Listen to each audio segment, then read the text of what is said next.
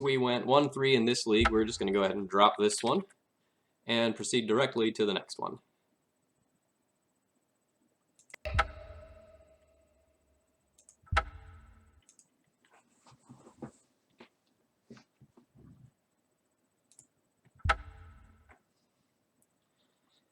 So for any of you who end up, just tuning in now or who watch this on YouTube later, here's the deck list that we're playing with. It's red, white taxes. Again, very similar to what I've been playing since mid-December, although we swapped out Cunning Spark Mage for Recruiter of the Guard in the sideboard.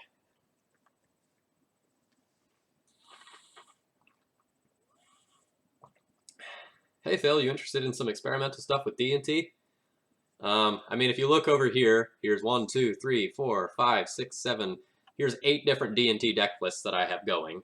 So the answer is yes. There's been a lot of experimentation recently with different builds of the deck. Like, there's my Crusader build, there's the Judge's Familiar build, there's Judge's Familiar builds that are also splash builds. There's a 3-color build. I started doing some work on a mono white list that had 24 lands. Like, there's a lot of things that you can do right now. And there's also the Dire Fleet Daredevil guy in some lists as well. Alright, we're playing against Fudgesicles. Do I have any data on them? Fudgesicles. I don't, but they play Shops and Vintage. I'll keep this hand on the draw. Like, it has 2 Ether Vials and a Stoneforge Mystic. This will be a decent hand against some fair decks. I've been running Mono White with Magus. Magus is only castable off of Vial and 4 Caverns. Ooh, sorry, I was on the play there. That's fine. That's probably even better. That's actually not unreasonable, Travis. If you take a look at my Math of Splashing article, I want to say that you have a 70% chance of being able to go and deploy a Magus on turn 3 or 4 if you have 4 sources for it in the deck. Double check me on that though. Any builds with Bomet Courier? No, I think that's unplayable.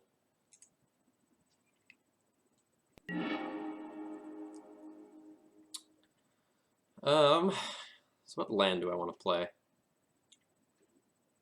Probably just Wasteland. Like, I don't want to just fetch for basic planes now. I might need a true red for P and K later.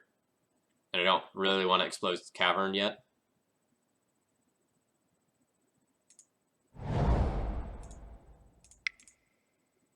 So we're on the play, so we're going to just try to win the equipment war here.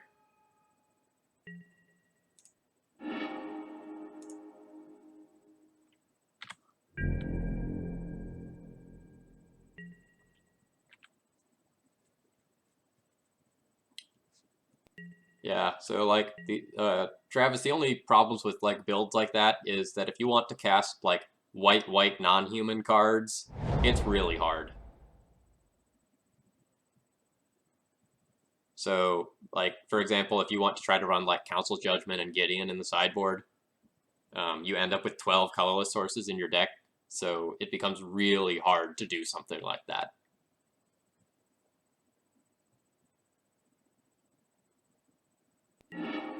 Alright, so my opponent, in an effort to keep me from winning the equipment war, wastelands me.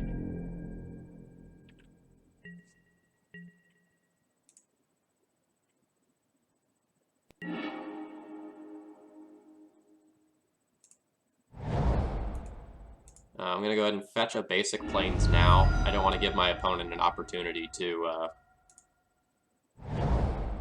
Swords to Plowshares when I fetch.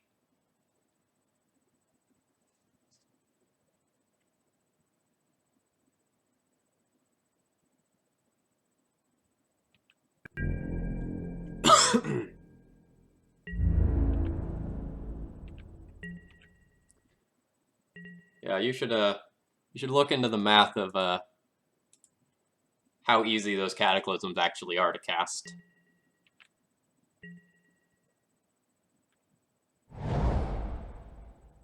The answer is, I think, pretty difficult.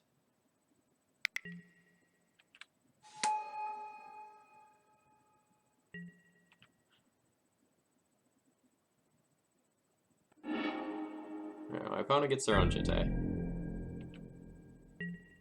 I don't want to just like Jitte and swing in here because if my opponent has something as simple as a Thalia, I can't actually connect with the Jitte this turn. So I think I want to just put the Batterskull in instead.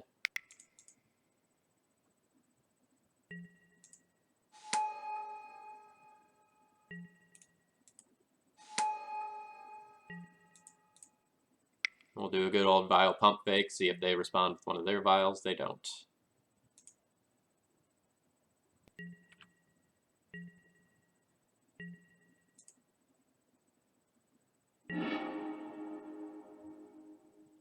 Alright, by drawing Caracas, I'm relatively punished for not just going in and getting in with the Jitte.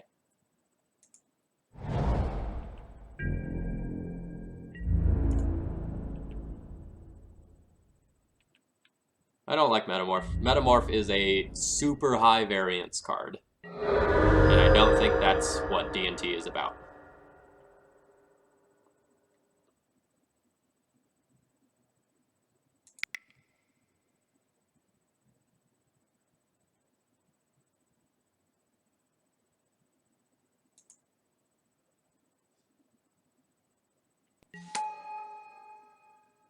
And I'm going to go ahead and cast the Jitte, because if my opponent taps his Vial on 2, which they're very likely to do, I more or less have to activate the Stoneforge in response or lose massive tempo.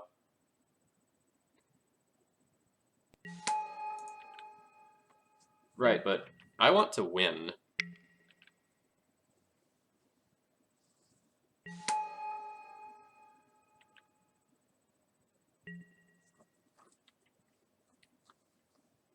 Yep, okay, so my opponent had the Thalia, so I was 100% correct in taking my line of not going and putting in the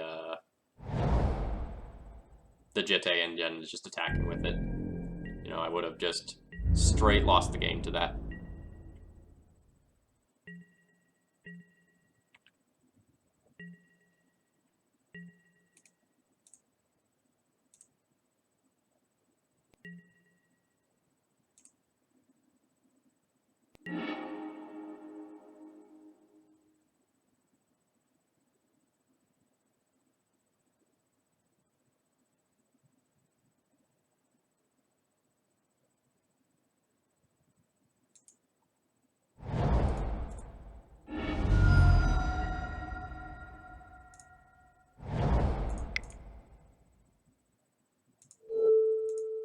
Super unfortunate if my opponent has a Flicker Wisp. Just throw that out here now. A Flicker Wisp means that they can bounce the Germ and have a flyer that my Stoneforge can't block. Yep. Yep.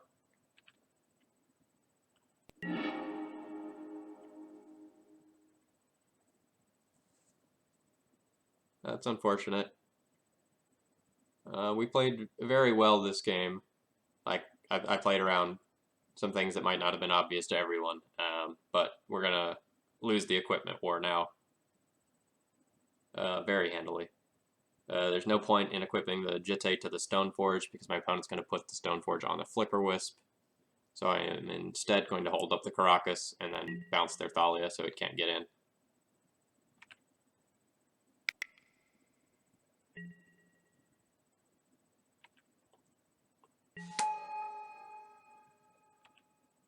Yeah, sure, a card like Metamorph will do some things that no other card could, but then there are a lot of times where like you're on an empty board and the card's dead. Or there are going to be plenty of times where you can't afford to pay those two life because you're playing against Delver. And sort of things of that nature. there's going to be times where, your only card on board that you can copy is a Thalia or an Ether Vial, and neither of those things are particularly worth a card, especially one that costs you life. It's also not a card that you want to tick Vial up to 4 for. Alright, opponent is playing super, super safe by not equipping the Jitte. They are afraid.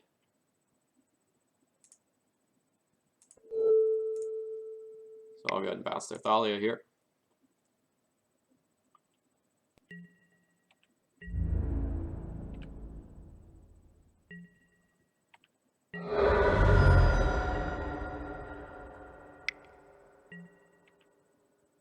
Alright, so they recruit her. What are you going to recruit her for? Yeah, little do they know, I have 2 lands in hand. Running on fucking fumes over here.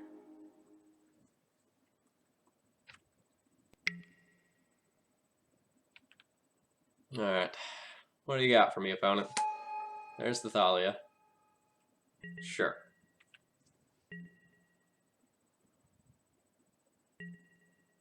Is this one right? Yeah.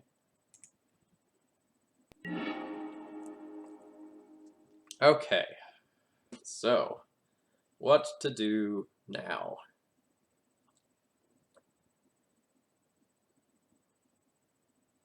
The Flicker Wisp makes this really awkward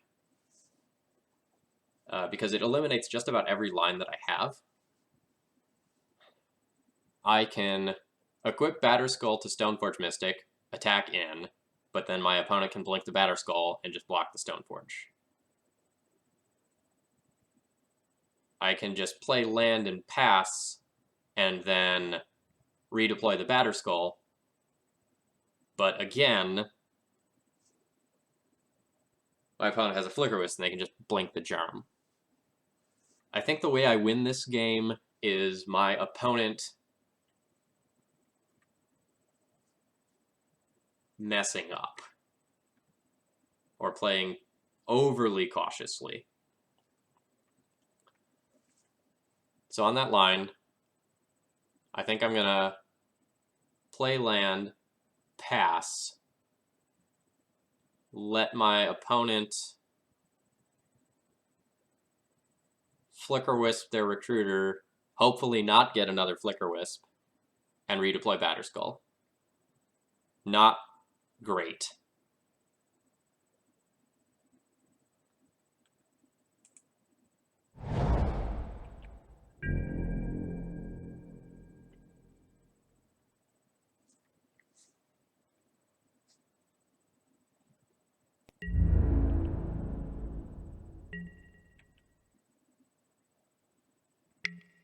It's not really a solid plan.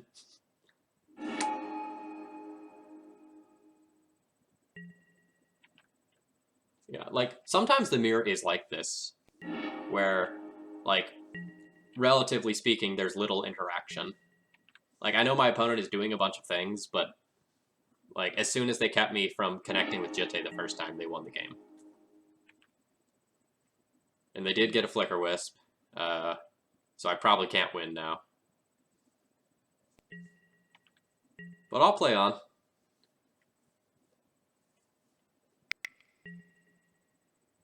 And this is where the facade ends, and my opponent realizes that I have stone cold nothing over here.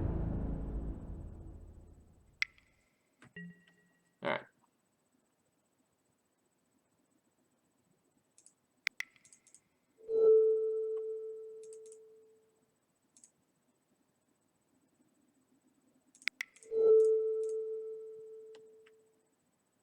So on the off chance you don't know about this, if you're going to bounce and redeploy Batterskull, you activate Stoneforge, hold priority, and then bounce the Batterskull so that your opponent can't remove your Stoneforge in response to you,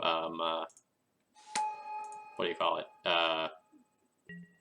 Activating the return ability of Batterskull.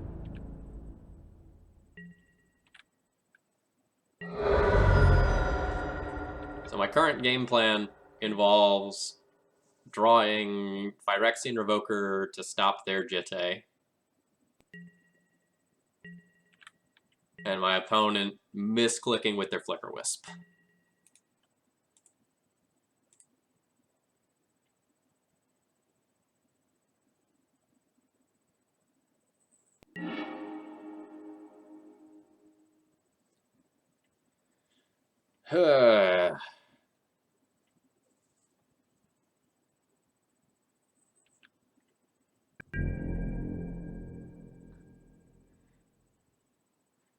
Pia off the top.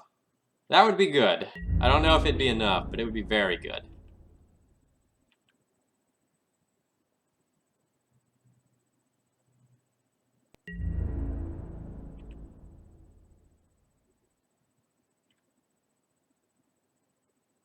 My opponent just letting me, like, do 4 damage here? Is this actually happening?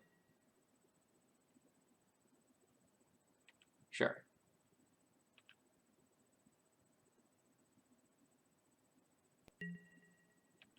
Also sure.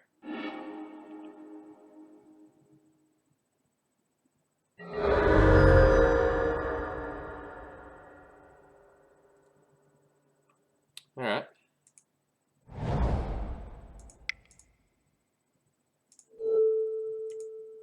Guess I'll equip the Jitte to it now. Like, this germ is just going to get Flicker Wisp anyway, which is super unfortunate, but, you know, so it goes. I think I'm going to hold this vial rather than play it out. Maybe that's not true. Like, maybe I need a vial at 2, 3, and 4. But if I play the vial, then I can't actually bounce the Batter Skull and recast it. And that might be all I have to do if I just keep bricking like I am now.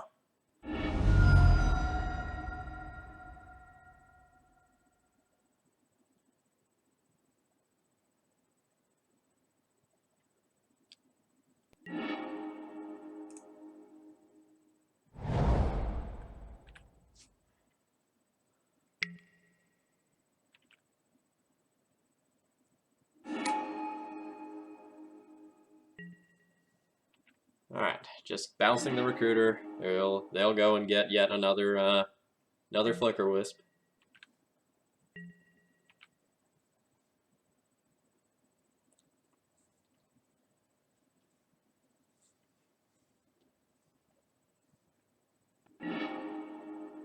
Oh no, they get a Mirror Crusader. Interesting. That might mean they have the last Flicker Wisp in hand.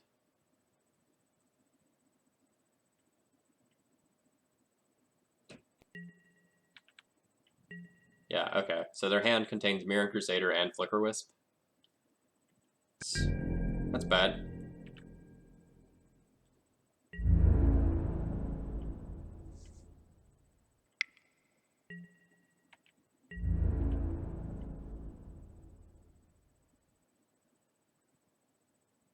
No, I don't think my opponent should have ticked both vials up.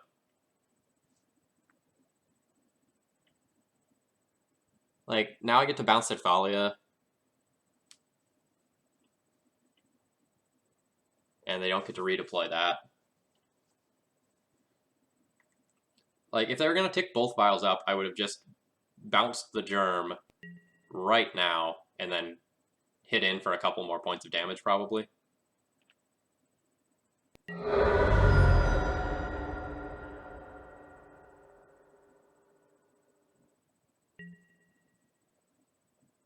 Oh, you mean me, not my opponent? Yeah, so this turn... Geez, another Recruiter. This turn, I will be ticking my vials up to 3 and 4. Like, if I draw P and K, there's some weird chance that, like, maybe my opponent somehow messes up enough that I get through this. But I should be just absolutely dead.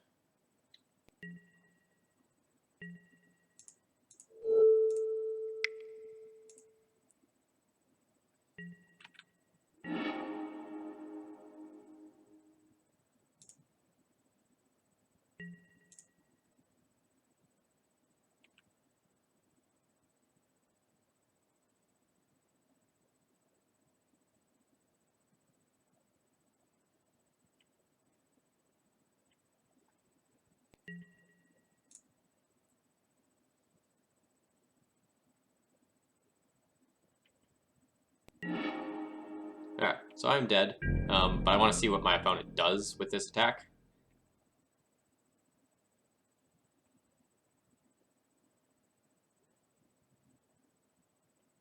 Like, I'm doing this attack purely to see if they Flicker Wisp and block, or like Crusader and block. Alright, so they choose Crusader and block.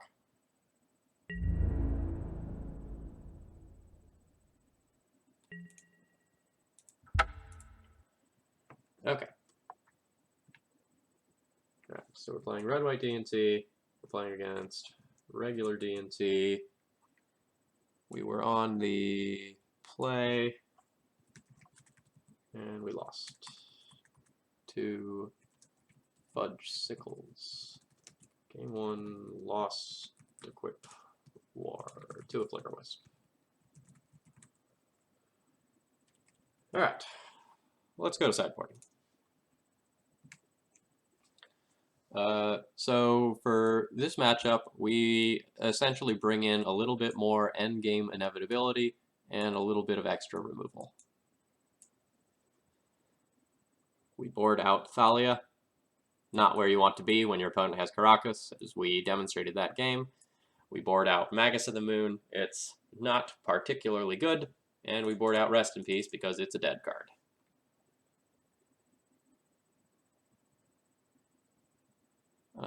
Palace Jailer is a little sketchy sometimes, but I don't really want a Thalia in the deck more than I want the Palace Jailer. You know, when my board configuration was a little bit different, I went with boarding the Jailer out, and I had like the Cunning Spark Mage coming in instead.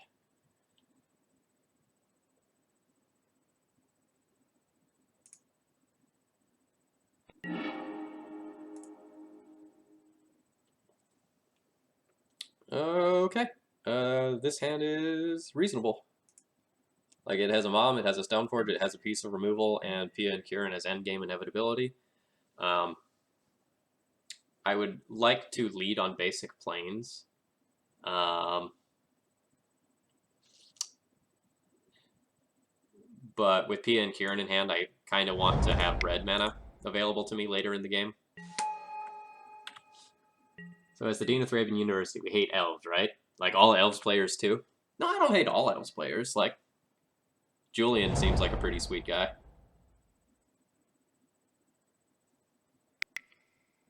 Like, oh, ooh, we get to ramp.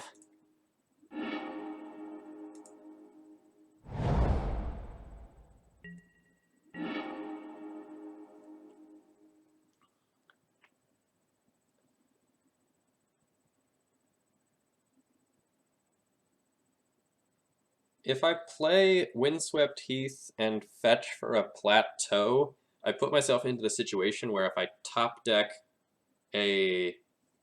another red source, I have the opportunity to play P and K next turn. So I'm going to go ahead and do that. Like, we're already up a land anyway. So if we get Wastelanded, it's not the end of the world.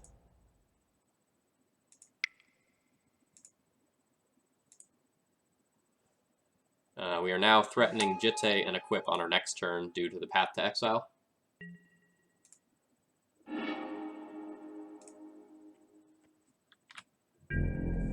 And my opponent needs like a Wasteland, a removal spell, a creature with first strike that isn't Thalia.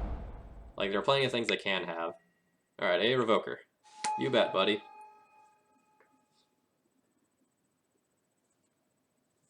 Elves players can still be good people. I just sometimes hate them when I'm on the wrong side of the table from them. Path you right back, friend.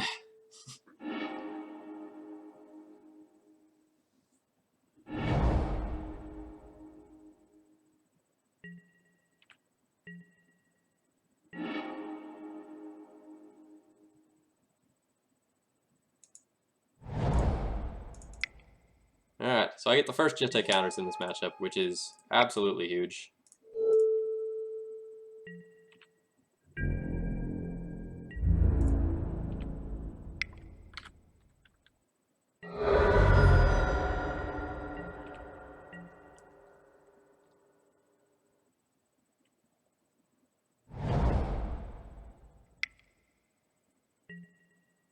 Alright, you have a Revoker. You betcha.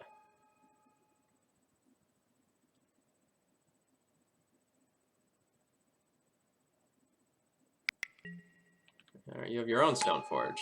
Do you have something like a Sword of War and Peace in your deck? Because that would be annoying.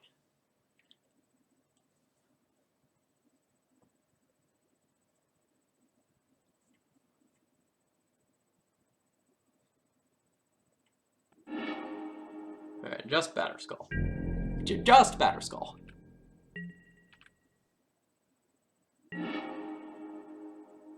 Okay. Jailer is pretty sweet here.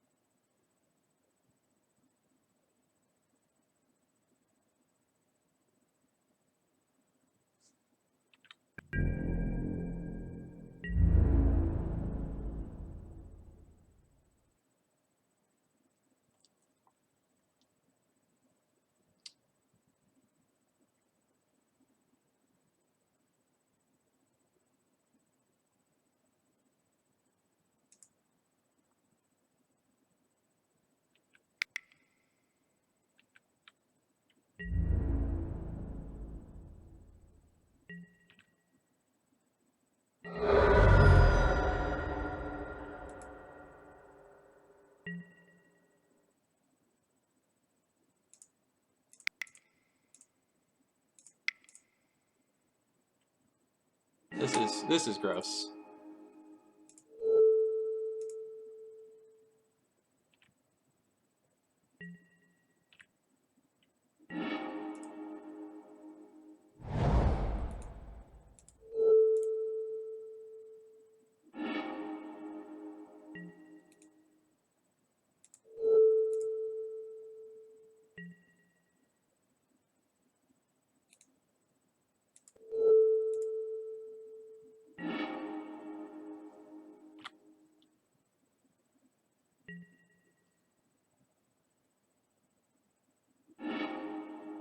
Oh man, there's the other red source for P and K too.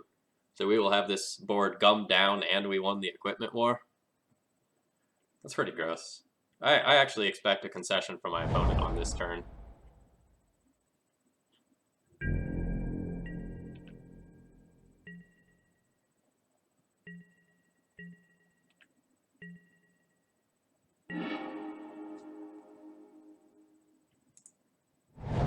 I'm gonna cast this P and K pre-combat. I don't want my opponent to like change their mind and randomly wasteland me, like in the middle of combat. Alright, that's enough. We're done here. Alright. So we were on the play. We won. We on the draw for the next one. Game 2, 1 equip war. So like this is why Path to Exile can be sort of an awkward card in this matchup. It accelerates your opponent, and like that accelerated me into getting Jitte equipped very, very early on in the game. Well, this hand's awkward. With one land, I can cast P and K, but with this Windswept Heath, I have to go and fetch Plateau as of right now. I don't have early interaction for a Vial or an opposing critter, but you don't really throw back hands that have a Stoneforge Mystic in them in this matchup. Path off the top? No. That's fine.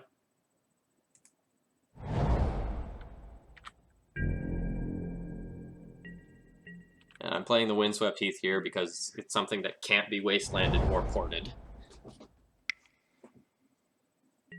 Alright.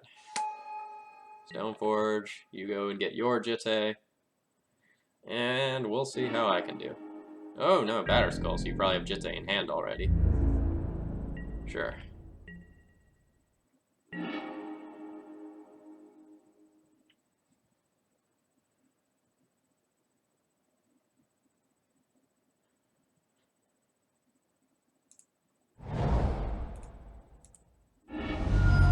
again, I'm going to fetch non-basics here because the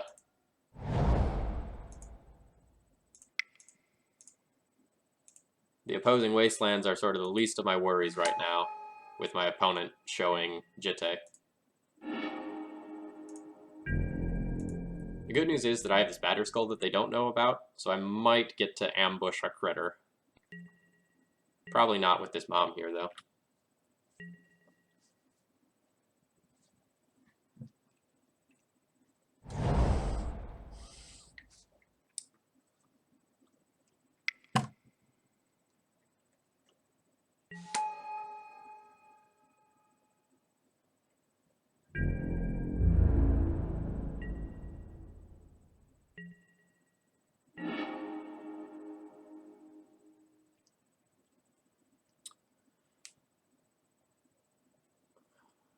My opponent is beating us on a lot of different fronts right now.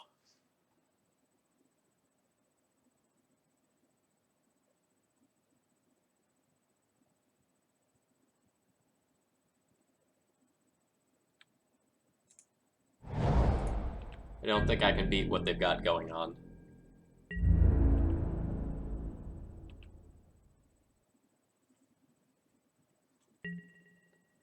My current game plan involves making infinite tokens with P and K and Flicker Wisp and the other P and K and somehow not getting wastelanded. That is all sort of unlikely.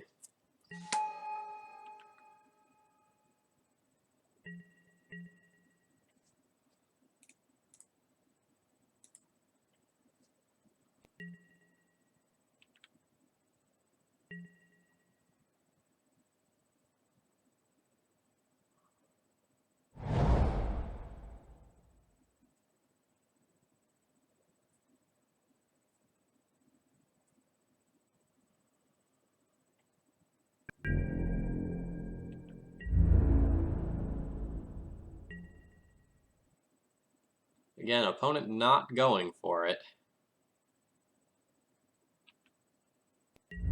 Which gives me a chance to get this Batter Skull suited up. If my opponent doesn't just deny my mana. Which in all honesty is probably what they should do.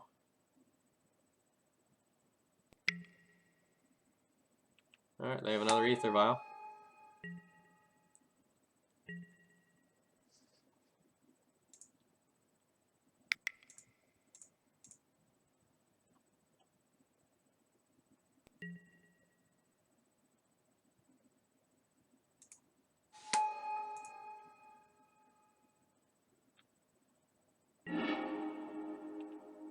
Yep.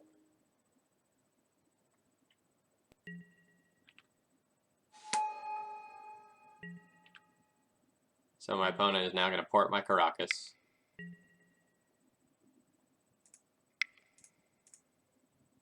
And I'll put this Jitte in play.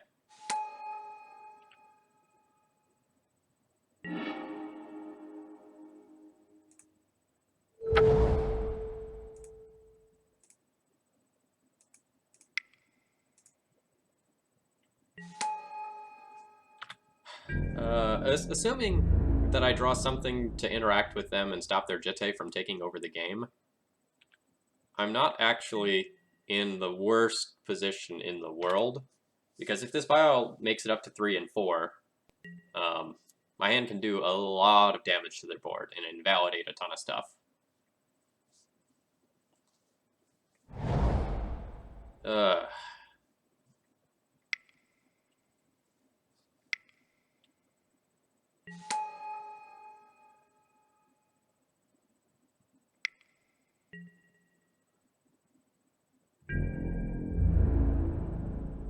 So I'm hoping for Swords to Plowshares off the top. No, that doesn't quite do it. I guess Phyrexian Revoker would be really good.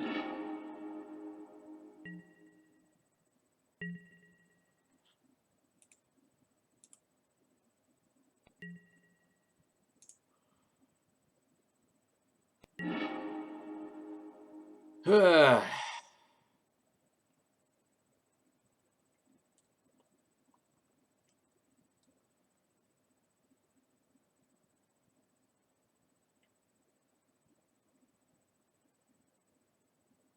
is unfortunate.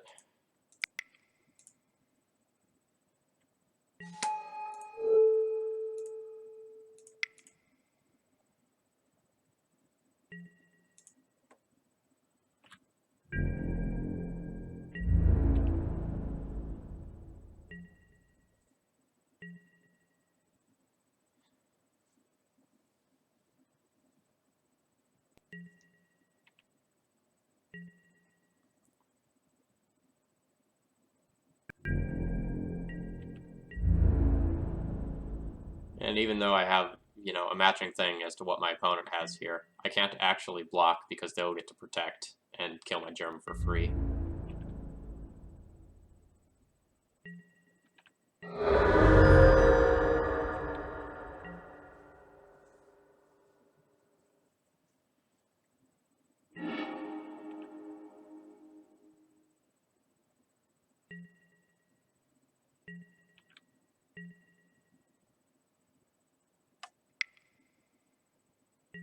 Yeah, you port me.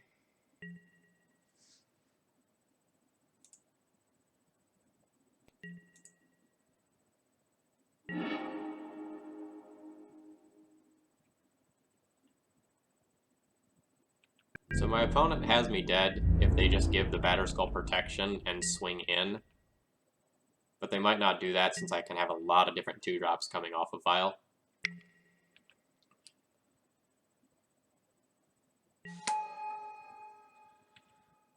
Recruiter. Sure. Alright. Dead in a billion different ways now.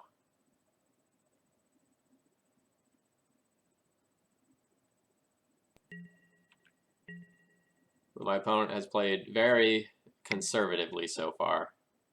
I was about to say, so they might not just, like, go for it and remove the germ here. But they did. Alright. So be it.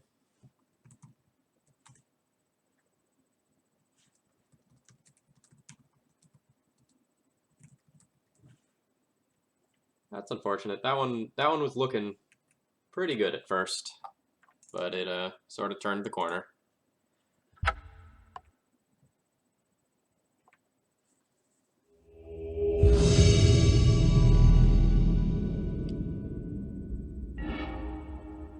Wing 0 FNC.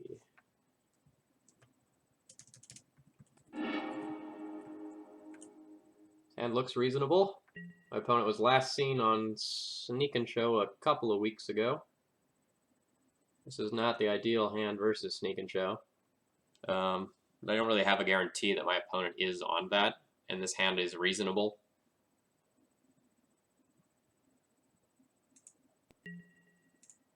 Like, when my opponent only has one result for a 5-0, I'm very hesitant to, like, know for sure that they're on that deck. So many people have, like, card hoarder subscriptions and such that they just borrow cards for, or play multiple decks that are sort of a similar style. So I don't want to mulligan for, like, a hand with a Thalio or something like that.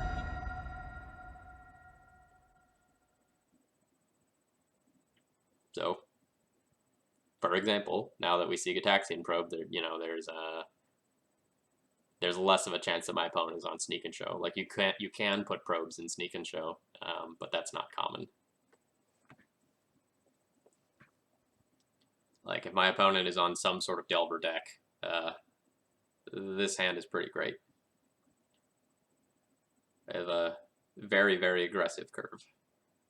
Removal for first creature into Stoneforge, into, like, Flicker with Stoneforge.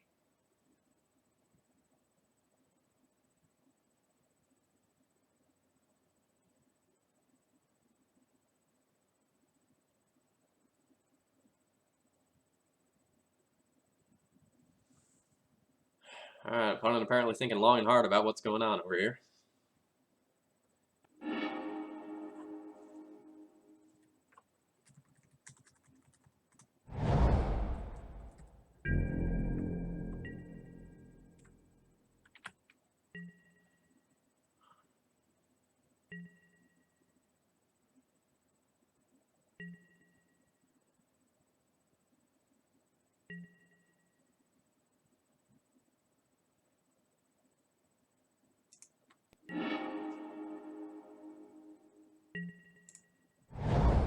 Or not an optimal draw there.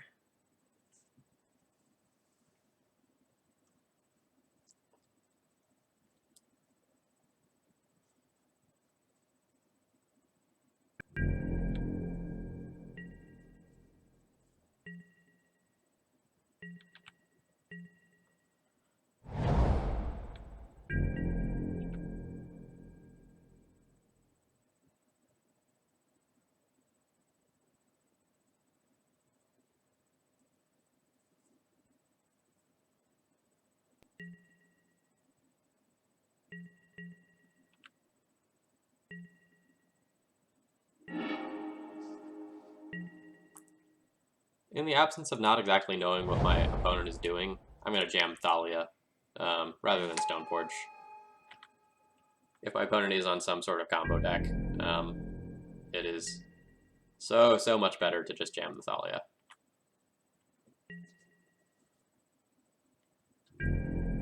Oh, my opponent is missing land drops. It's not where you want to be against Thalia.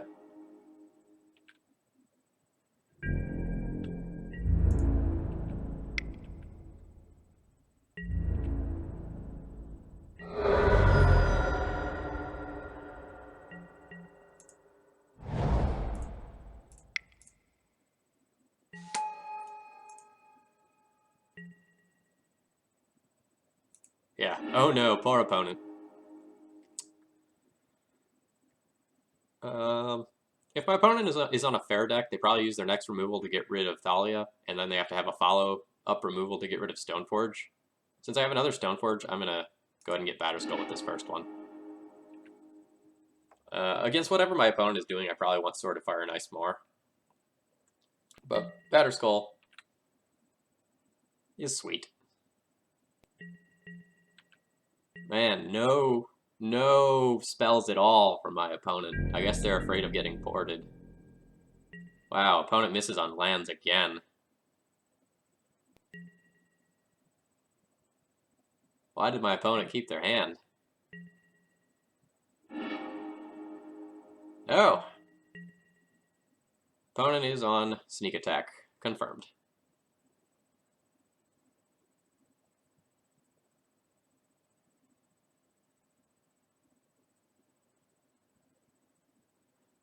Playing with Magus doesn't actually do much, other than turn on my P and K is something that is a thing.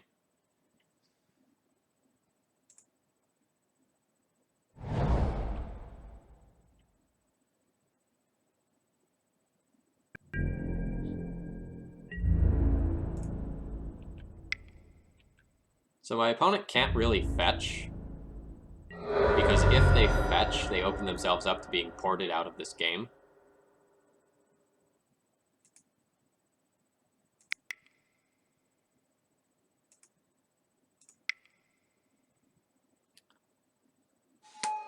So my opponent is essentially hoping to hit Soul Land, Show and Tell, Omniscience, Grizzlebrand, or Emrakul.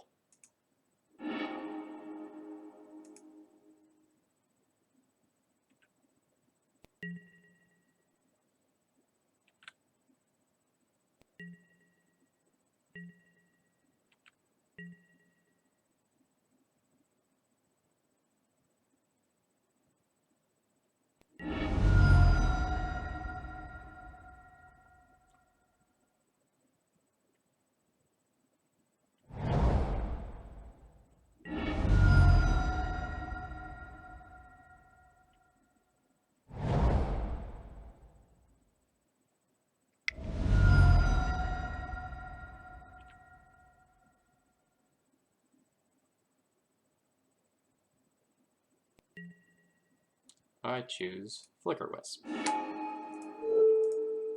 Flicker Wisp is really good against Omniscience.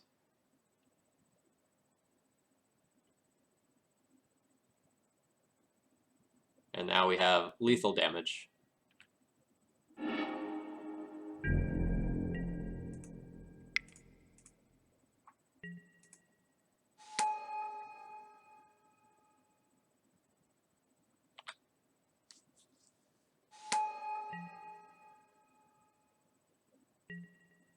opponent gets the Omniscience back, but due to the Thalia attacks, they can't do anything about it.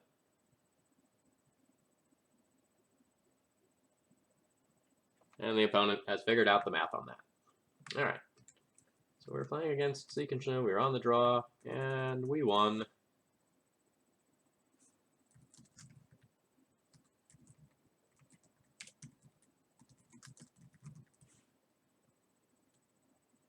So again, for anyone who wasn't here earlier when we played this match before, I do think that this is a very, very bad matchup. Like, even though we got game one, I don't necessarily expect to win. Omniscience is a very, very good card against this deck. We'll board in what disruptive elements we have and ways to find them. And I also board in P and K because, like, it produces multiple bodies for Emrakul. And sometimes can be something that's okay to put in off of Show and Tell. We'll board out Rest in Peace. We'll board out Swords to Plowshares. And we'll board out Magus of the Moon. Magus of the Moon stops our own Caracas and Ports, which can be really, really good in this matchup. Jitte is not particularly great either, so I can see just bringing in another creature in over the Jitte. Quick check to make sure there's nothing else I want to do. No, I don't think there is.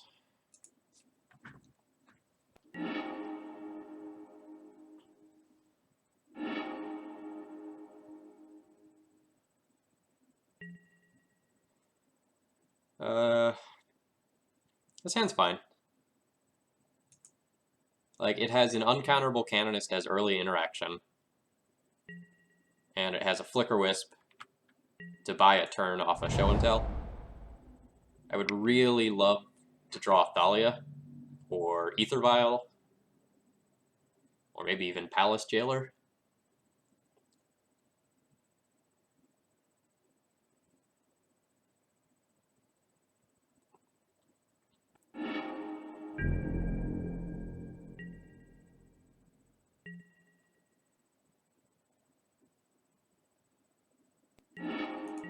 We just... Alright, so I boarded out Magus, which means I can probably safely fetch for Plateau. I'm just going to play Windswept Heath and pass. There is some chance that my opponent is on a Blood Moon plan themselves for post-board games. So I might end up fetching the Plains with this. Alright. Opponent gets to see what's going on.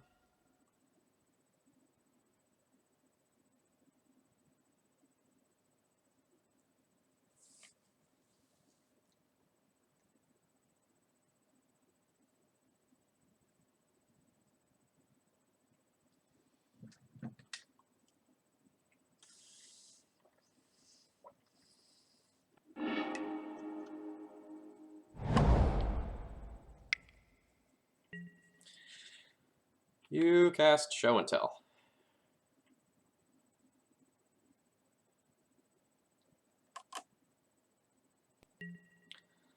I'll put an Aethersworn Canonist to try not to die this turn.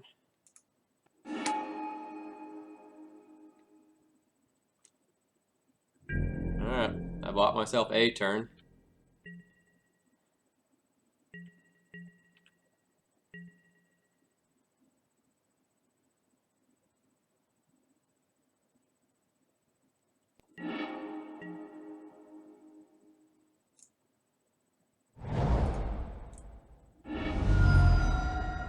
So I kind of have to play like my opponent just has stone cold nothing. That there's no big bad beastie in their hand or anything like that. Which is sad. So I'll cast a Stoneforge Mystic. I'll tutor up probably a Sword of Fire and Ice.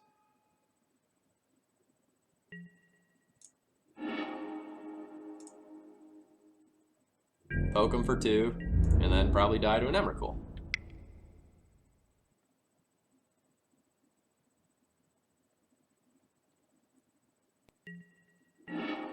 Echoing Truth the Canonist.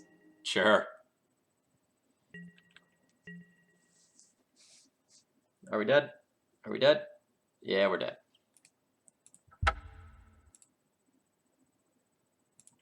We'll try again.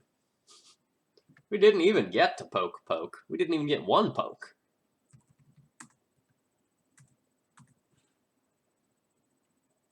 Alright, so game 2. Lost to turn to Omni.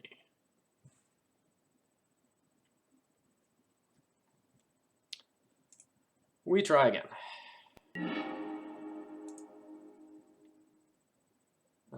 This hand has some mana denial elements, but no cards that matter. This hand is not good either.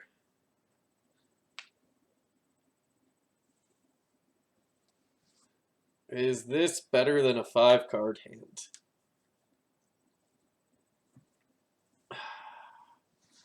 I might need to keep this and hope to draw into some gas. Like, if my opponent leads on non-basic and I waste it, and then I get to port them afterwards as a follow-up, this hand can actually go somewhere. But I have no way to pressure my opponent right now. Like, withdrawing any one relevant disruptive creature, this hand becomes okay. But right now it does nothing.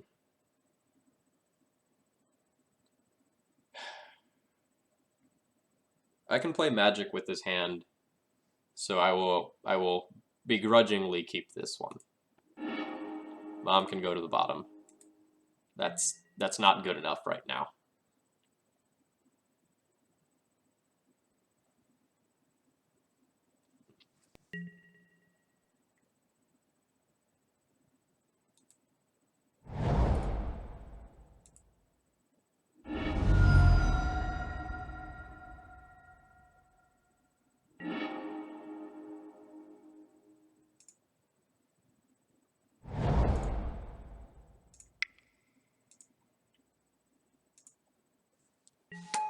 Note that I'm not playing around an opposing Blood Moon here, because I'm already cold to an opposing Blood Moon because it shuts off my hand.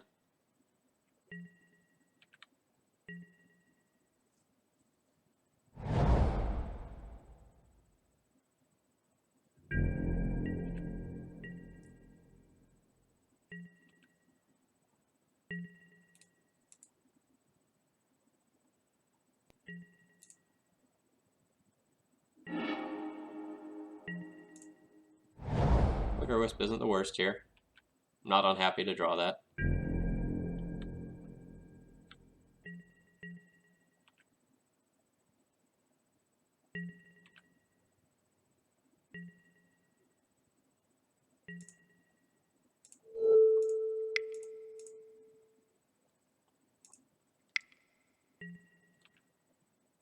I don't know why my opponent didn't just brainstorm on my end step if they knew that, like, they were going to get ported anyway.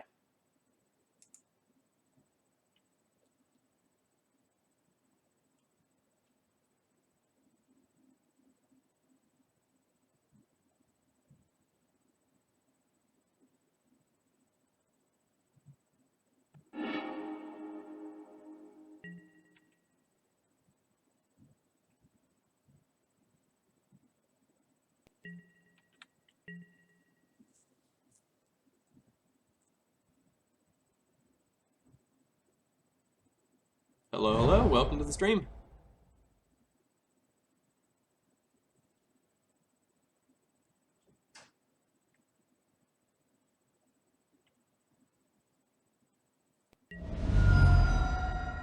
Alright. Opponent has figured out what's going on in my hand, and the answer is more or less nothing.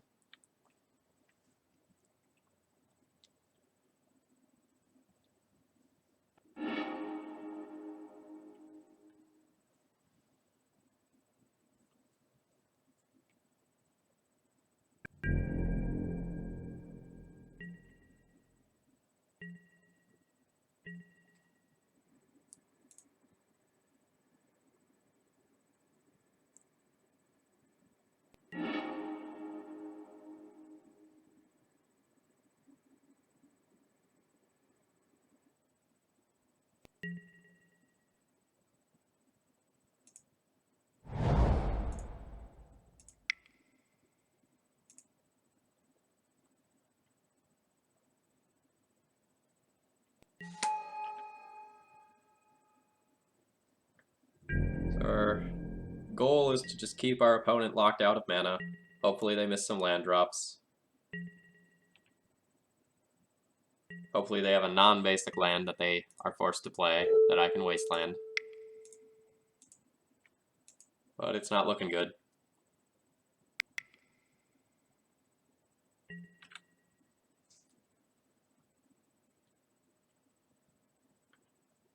Hoping to draw Leon and Relic Warder, Aethersworn Canonist, Recruiter of the Guard, Sanctum Prelate, Palace Jailer. We have lots of very reasonable draws.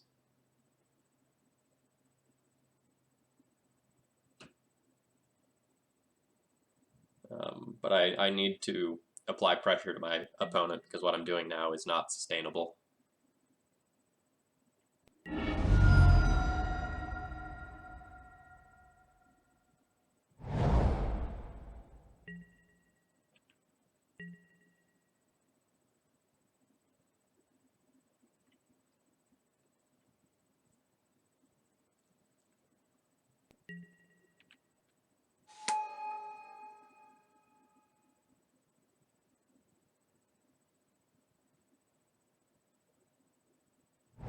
Alright, this is a bad sign. So this feels like my opponent has sneak attack. And they... Nope, Omniscience. Well, I'll flicker it out for a turn.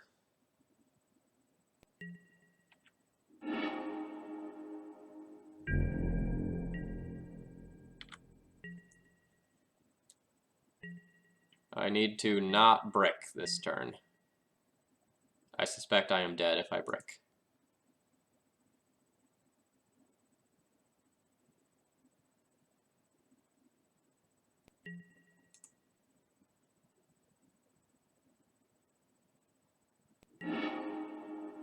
Wingmare counts as a brick.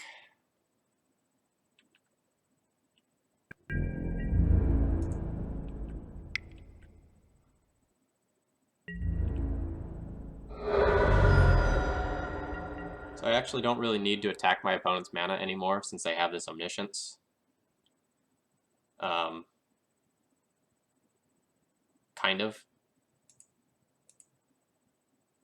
Since I have this Wingmare, any non-creature spell that they play will cost 1. So if I wasteland them and port them, then they can cast 2 non-creature spells in their main phase. This probably does nothing, but it's something that I am going to do. Again, we're on the hope our opponent has Stone Cold Nothing line. Does not feel good.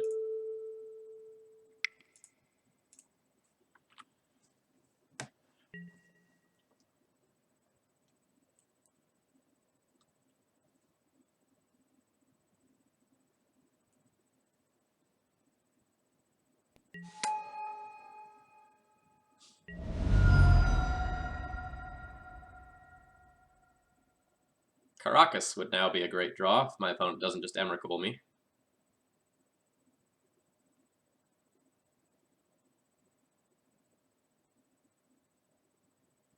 There's a pause here. That's good. That means they probably don't have Emrakul yet.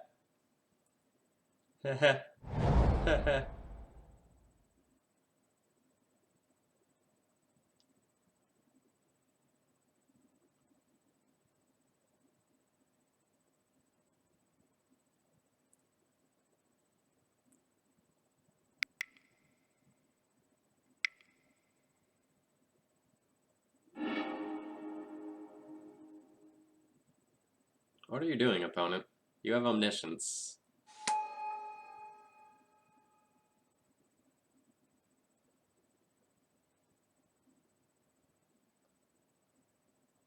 My opponent is probably confused about the Omniscience Bryn Wingmare interaction.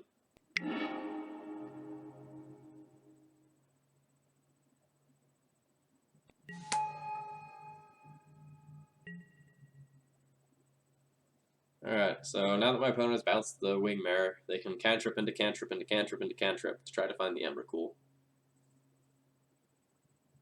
I'm hoping to draw Palace Jailer or Caracas to answer the Grizzlebrand, or alternatively, Leonin Relic Warder to answer the Omniscience, or Revoker to keep them from drawing extra cards.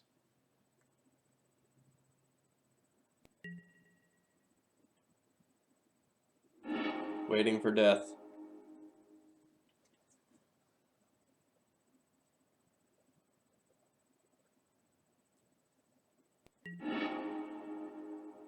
Braid of Isle. Sure, that's annoying. Second Omniscience, just in case.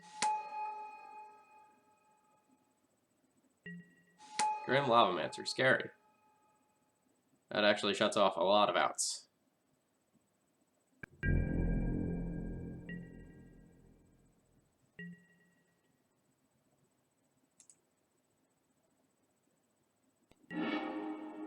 Alright, Sanctum Prelate is a little bit late.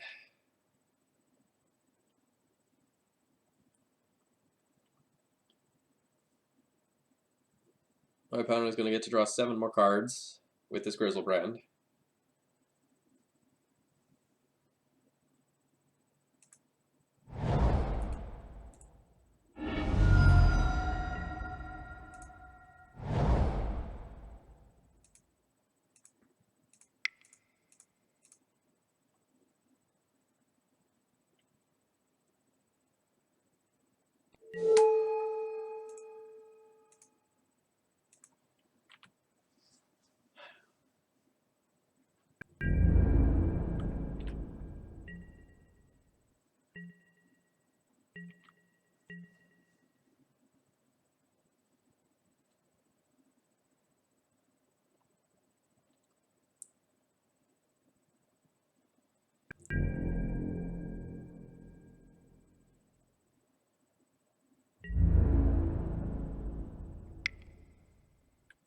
Yup.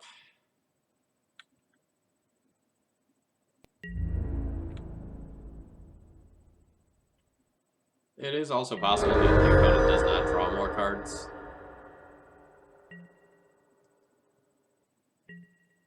Just respecting their life total. Nope. No, there's no point in wastelanding my opponent when I don't have a taxation effect in play and they have 2 Omniscience. Man, did my opponent whiff again?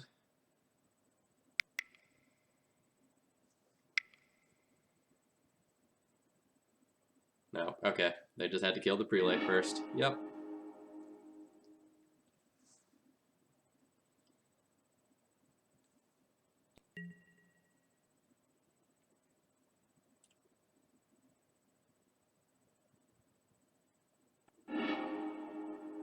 So, like, wastelanding them off the Volcanic doesn't actually, like, stop them from activating the Grim Lavamancer. They have 3 Lotus Petals over there. And, like, they just drew a billion cards, so they probably have a land in hand. Like, I don't actually think the Wasteland cuts them off of anything they would possibly want to do. And I value the ability to play Palace Jailer if I draw it. Like, Palace Jailer is a card that can get us out of this spot, you know? Palace Jailer the Grizzlebrand away, and attack for 3 twice, that ends the game. No, I actually think Wastelanding is actively bad because it shuts off, like, casting Palace and Jailer in P and K, since my opponent abraded the previous Ether Vial.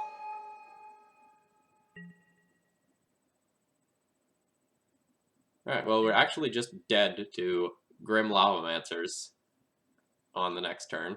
So there's that. I guess we're not dead if they have to point 1 at the Flicker Wisp, but then I only take 9 and go to... Actually, I think that should have gone at... Okay. Seems poor. I don't really know if that's worth a card when you could have just abraded the Flicker Wisp in the first place instead of the Vial.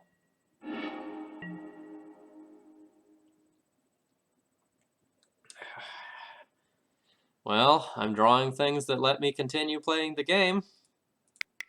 So there's that.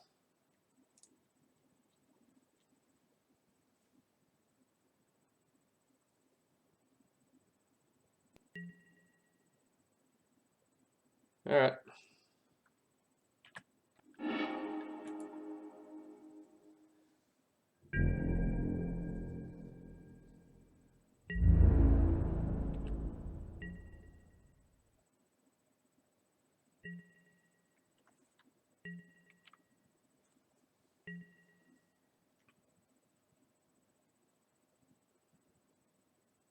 This is miserable. Not fun to watch, not fun to be on my side of the matchup.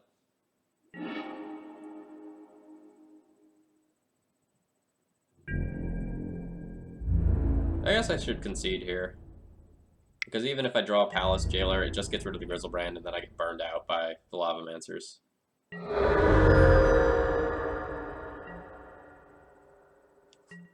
Yeah. I guess I'll get my... yeah. Alright.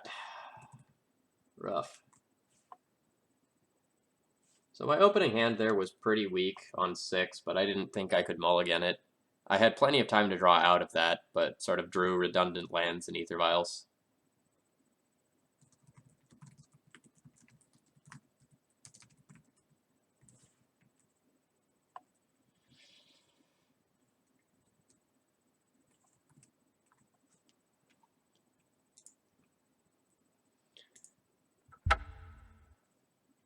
Alright, it has been a rough last 2 days of matches.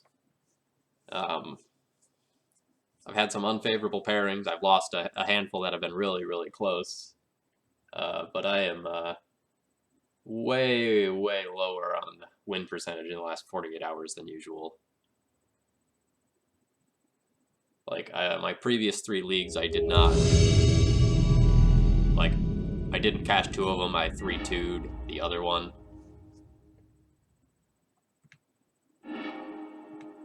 Alright. Playing against War, period, Master, period.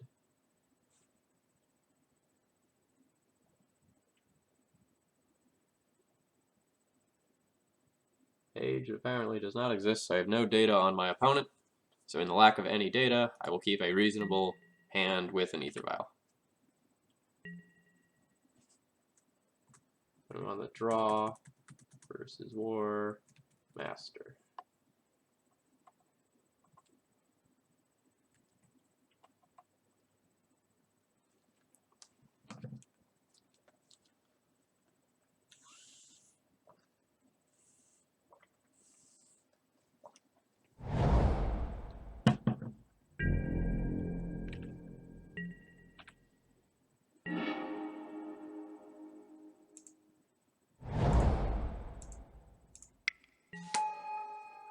Alright, opponent F6 through my turn, so they don't have counterspells. Or at least don't have them in hand. Against a Verdant Catacombs deck, Magus of the Moon is probably going to be pretty good. Sure, you get to Cabal Therapy me. Probably naming either Stoneforge or Thalia.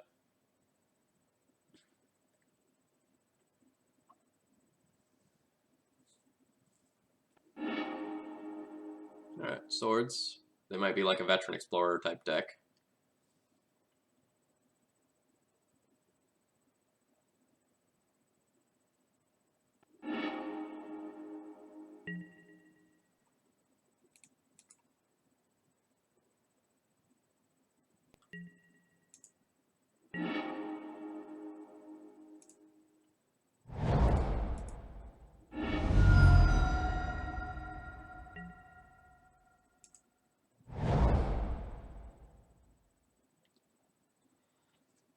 So I was thinking about just jamming Stoneforge. But I might just want to port my opponent. If I port my opponent and they Abrupt Decay this Vial, that's a little bit awkward. But if they don't decay the Vial, then I can just Stoneforge off the Vial on the following turn and play Magus of the Moon, which I think I like.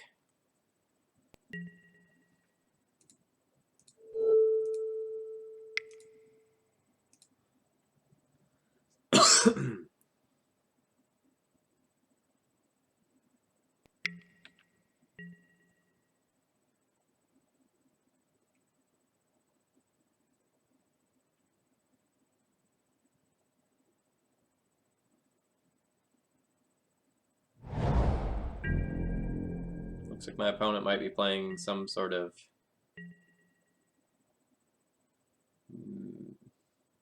Dark Maverick deck, question mark. Cabal Therapy is a little weird alongside those lands.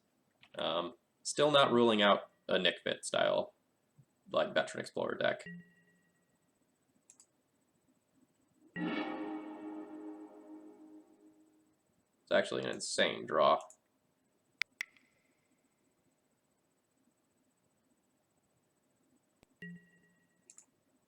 So this means that my opponent actually can't Abrupt Decay in response to this Magus.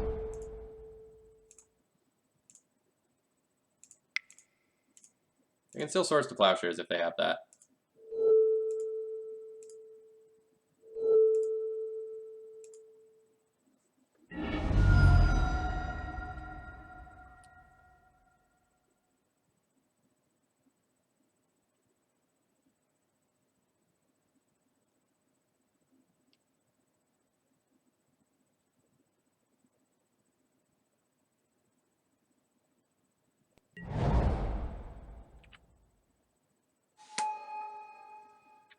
Alright. I've at least partially cut them off of colors.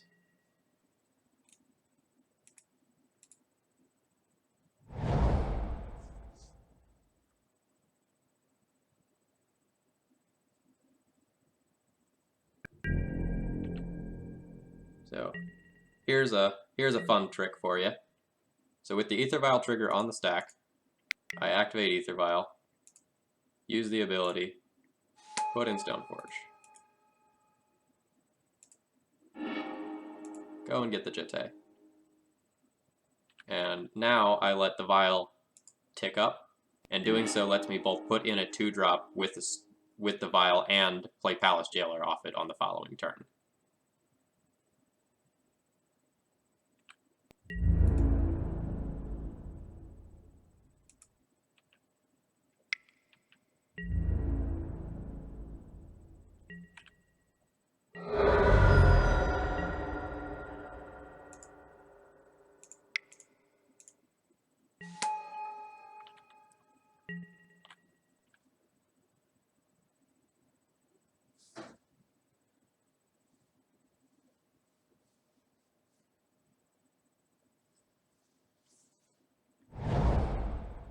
So it does look like my opponent is playing Maverick that just happened to have Cabal Therapy. A lot of mana.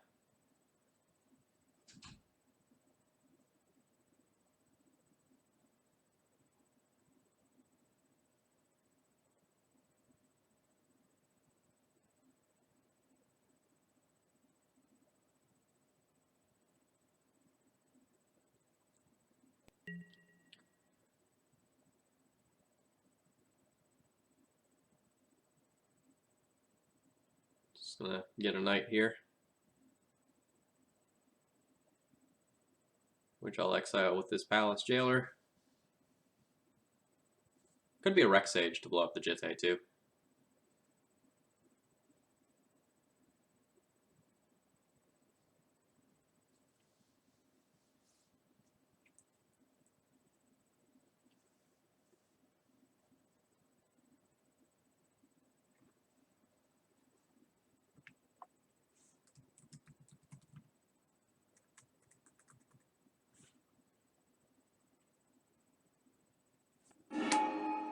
Alright, Rex Sage. Blow up Jitte. Sure.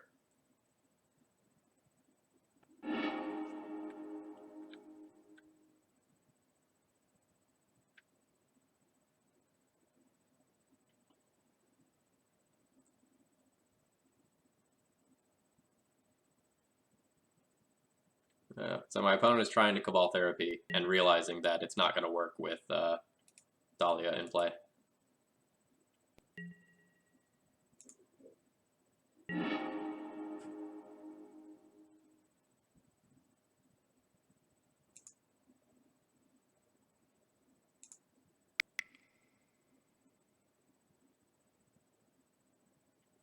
Alright, the opponent scoops it up, not even bothering to wait to see the Palace Jailer.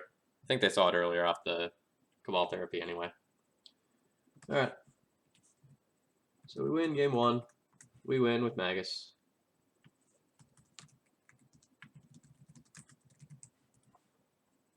Nothing too eventful there. We'll be on the draw for the next one. So we'll sideboard for Maverick and plan on playing sort of a good mid-range game. We'll bring in cards that are removal or fight graveyards. So these are the list of things that are going to be reasonable to board in. I don't like Thalias in these sorts of matchups. Sort of for similar reasons. Wingmare is probably not going to make the cut.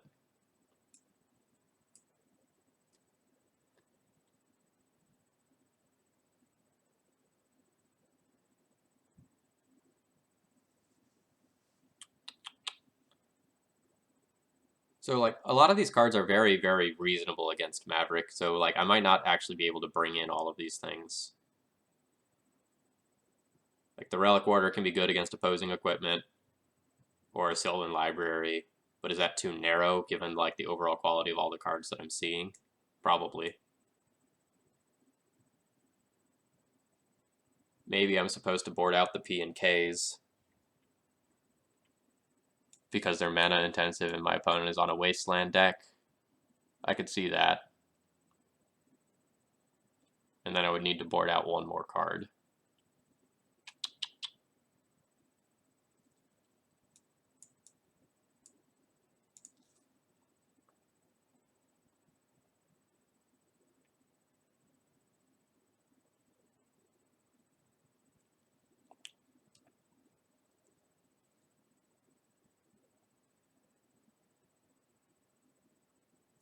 I guess I would definitely want to leave at least one Revoker in the deck to go and fetch up. But it's a card that can be kind of lackluster. I believe that he is on Maverick pretty strongly.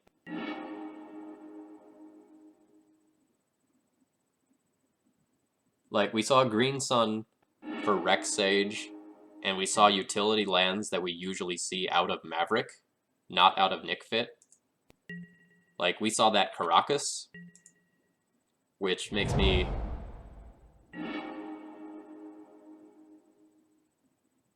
And I kind of just want to snap Wasteland that before my opponent gets a chance to do anything with it.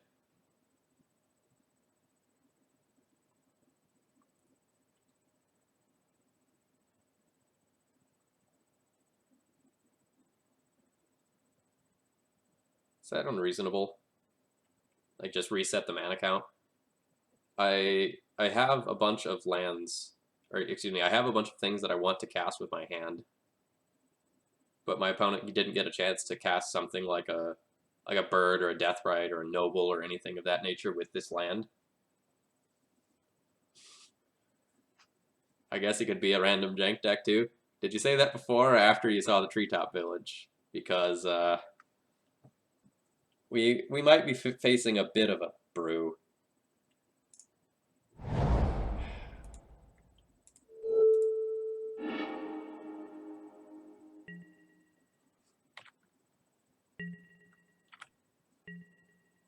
Might be anywhere on the spectrum.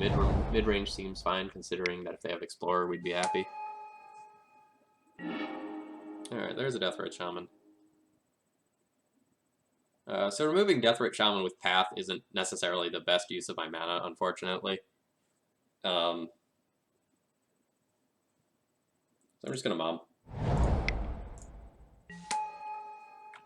If my opponent, like, plays some big 3-mana idiot on their next turn, I'll probably Path that. But now we see the Path to Exile Magus Numbo in my hand. Not great.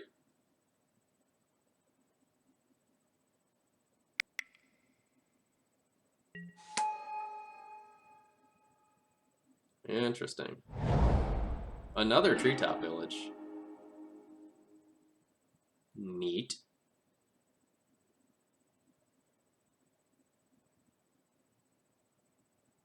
Is my opponent some sort of, like, recurring Nightmare deck? Is that card legal in Legacy? It's an actual question.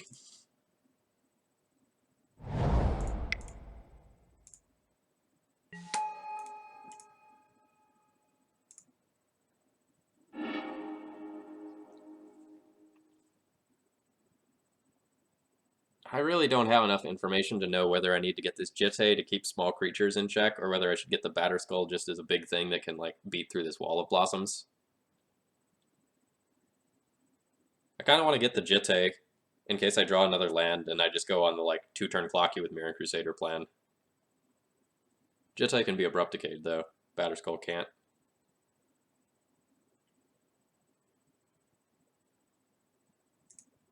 Jitte. It is legal and sadly not that good. Great in Cube. Boy, do I love it in Cube. Keeps getting taken out of all the cubes that I play, though, because it's really good.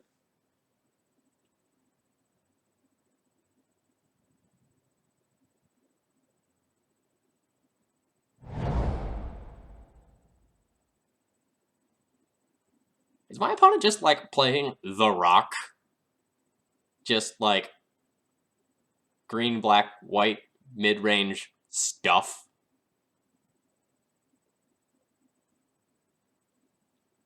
Like, have we just gone back to, like, 2010 or something like that?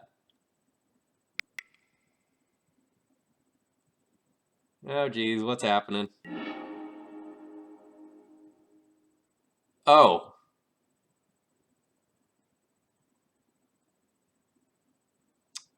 This is neat.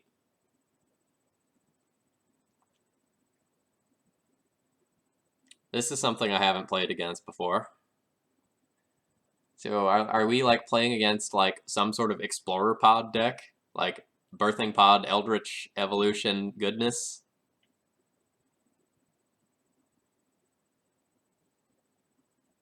Mystic Enforcer?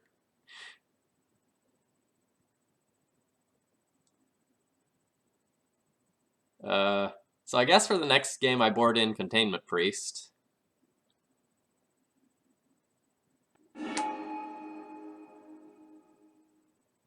Eternal Witness. Targeting Treetop Village, okay.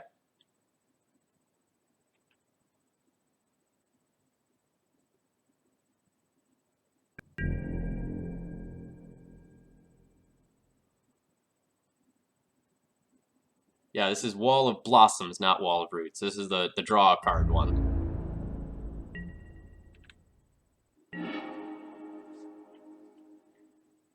Alright, buddy, well. Welcome to Legacy, sir.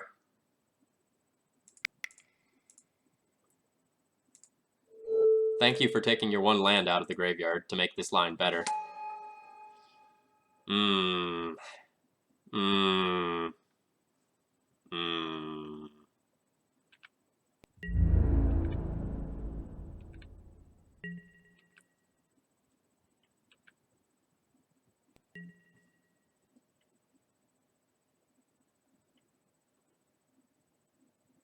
Magus of the Moon is an okay Magic card, guys. Did you know?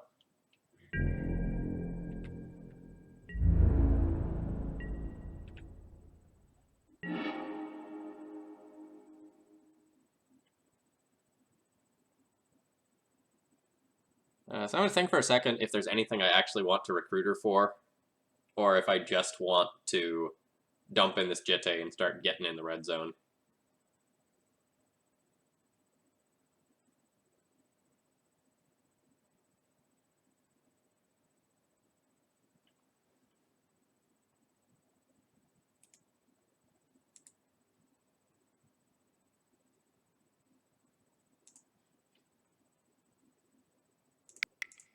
Yeah. I'll just cast the Jitte, and I'll hold up 2 pieces of protection. Or not protection, of removal. I don't have my glasses on. Is that a treetop village, or is it a mountain? There's a friend of mine in Roanoke who plays Painter, and anytime he looks at someone's deck list, he just, like, gets this puzzled look on his face. He kind of scratches his head and says, Hey, why are you playing so many mountains? All I see are mountains. Alright. So I guess I'll just call that one Eldritch Evolution for my notes. And we win that one. We won game 2 with Magus. Magus is great, guys. So I saw someone asking about the deck list in chat. I'm going to go ahead and pull it up and leave it for you here. I need to take about 30 seconds and use the restroom before I do the next one.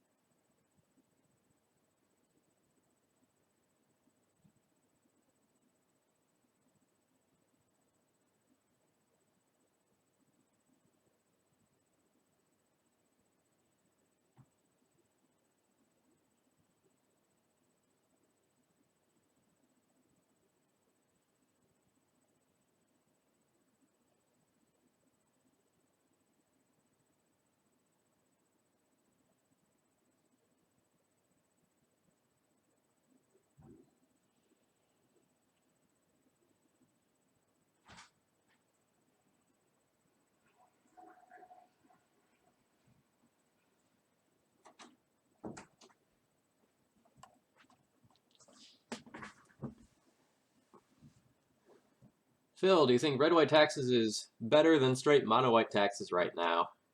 I have had more success with the red-white build recently than the mono-white build. Magus is just stealing a ton of games right now. I'm very, very happy with its performance. Against Checkpile and Miracles, I really like the endgame inevitability of P and K.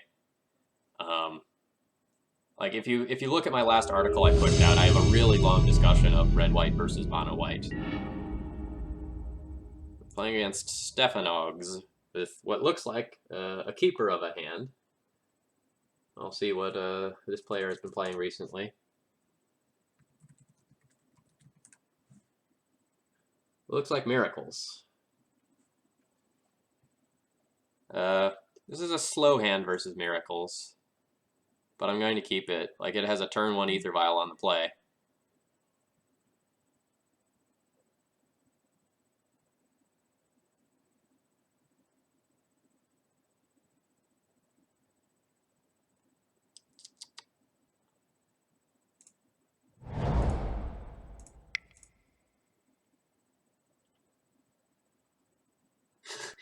How do you cast Eldritch Evolution and the best thing you can do is regrowth your land? That's a great question.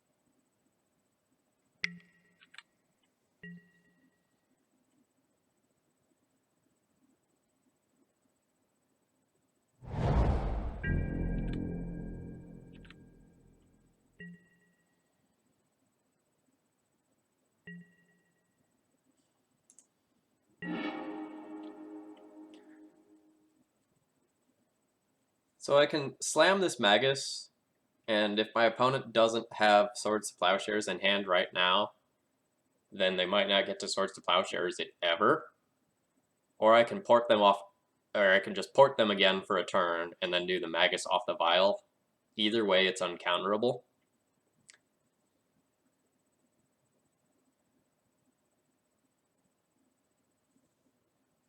It won't really cut my opponent off of mana, which is sort of unfortunate.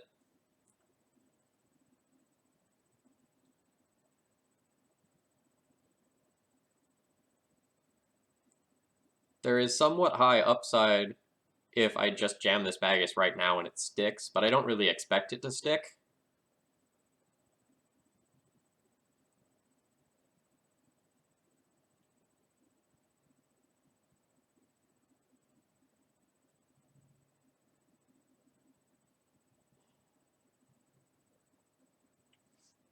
I'll jam.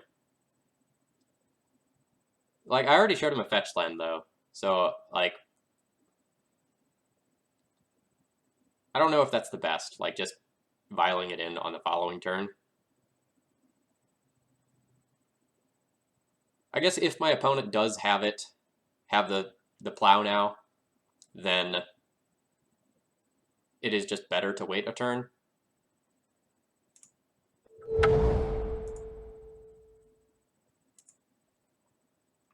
I'm fine with porting.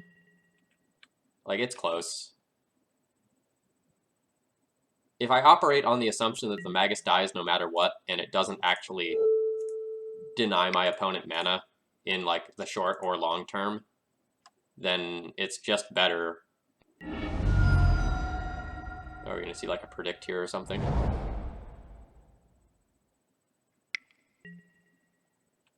A brainstorm.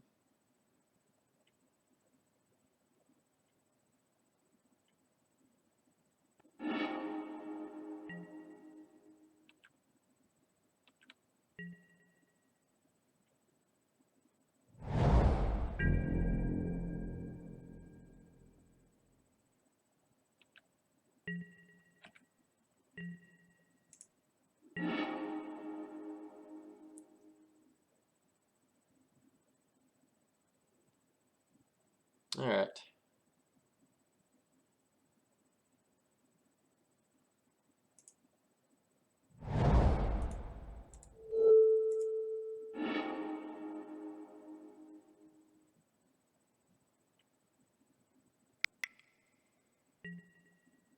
All right, they are predicting themselves.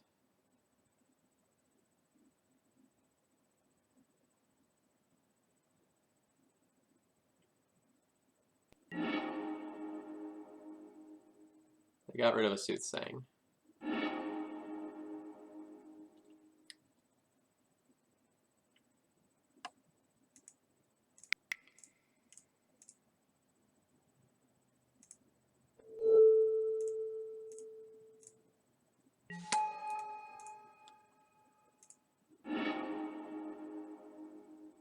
Oh no, this isn't game one. Or excuse me, this is game one, so I don't have prelate in my deck. I was gonna get prelate and just like throw it on one and lock my opponent out of cantripping. Sort of unfortunate.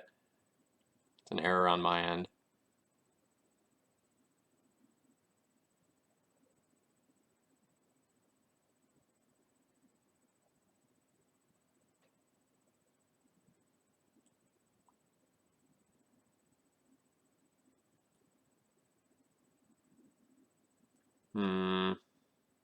Now that I'm messed up, what do I want to do?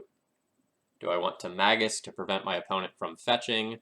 Do I want to Wingmare to make them less able to cast spells and make them probably, like, potentially have to discard a card? Do I want to Flicker Wisp and just get some value off of this Recruiter and just try to play the value game against them since they're light on lands?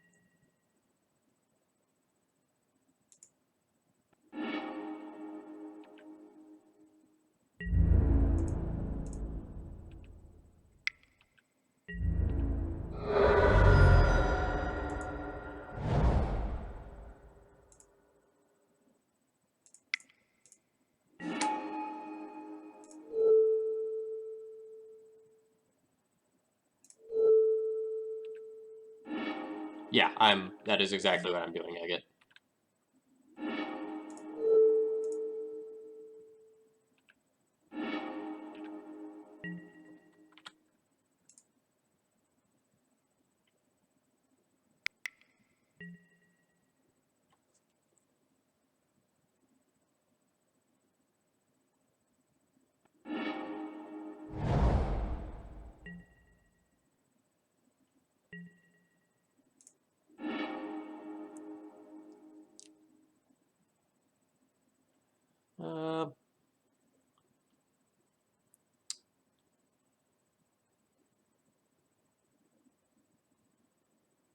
Kind of want to just get a mom in case my opponent board wipes me to help play around removal that comes afterwards.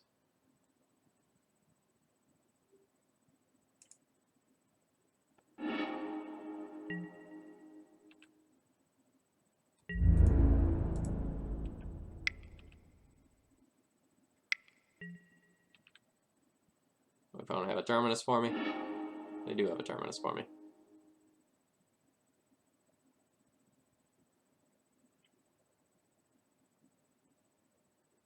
Well, we happen to draw the jailer anyway.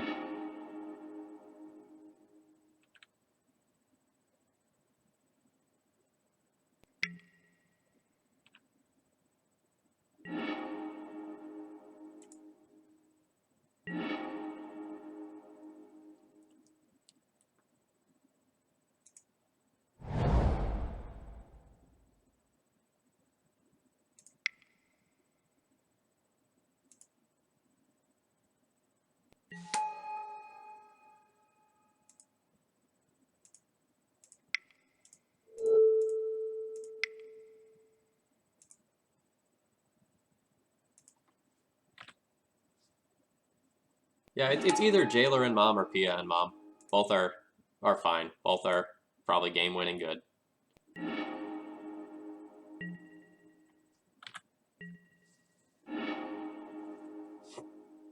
Second terminus. Okay.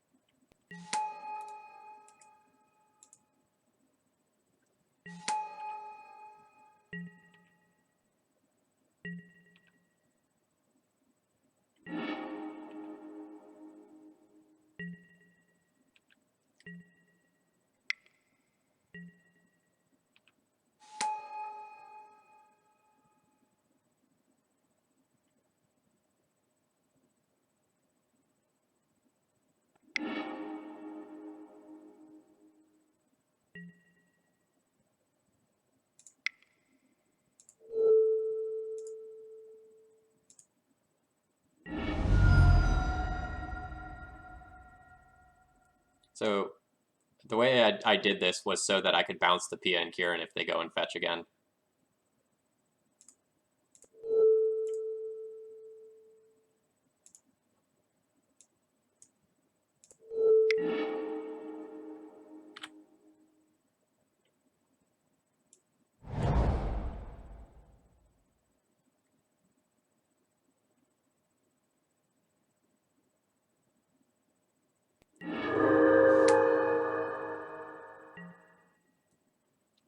Yeah, our position is pretty sweet.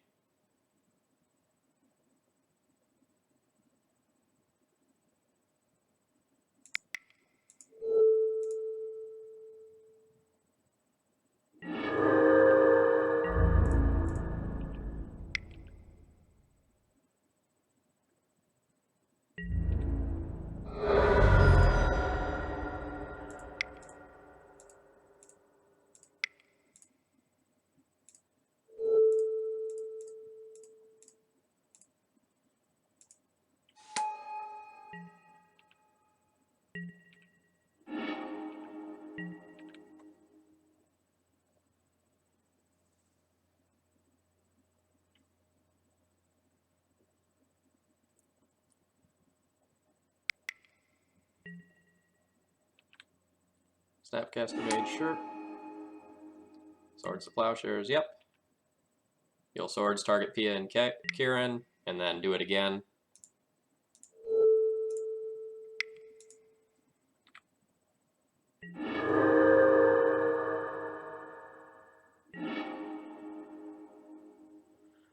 It's a great draw.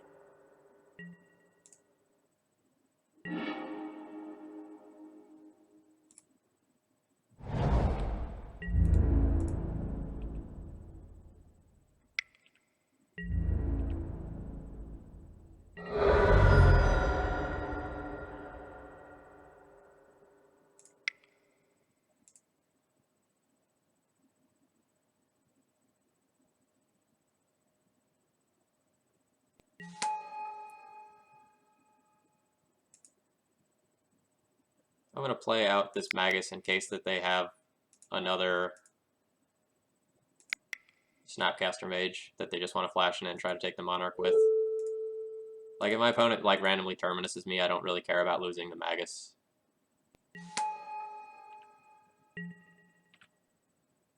I'm going to refuel with the Monarch title anyway.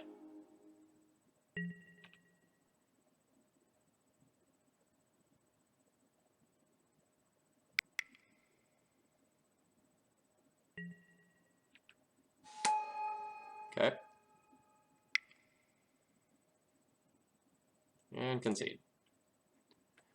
Alright, so we will bring in some Inevitability with PNK and Recruiter. We'll bring in Cataclysm and Prelate and maybe this Crusader. I didn't see a search for Azcanto or anything of that nature that makes me want to board in the Relic Warder. I'll start by boarding out the Rest in Peace and the Magus. Again, that Magus was something that we had from early on, but it's not necessarily something that I wanted to like jam.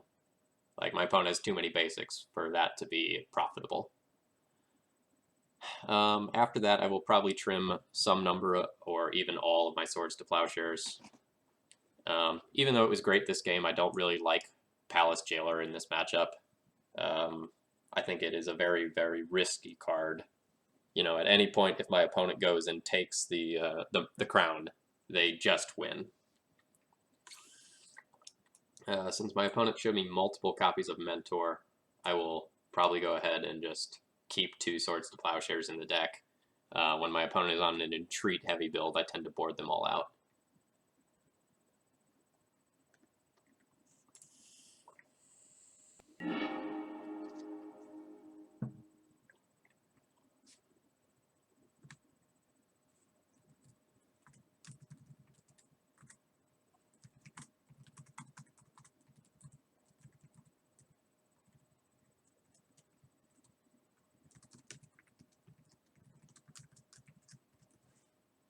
I attribute my win to PNK there. It did most of the work.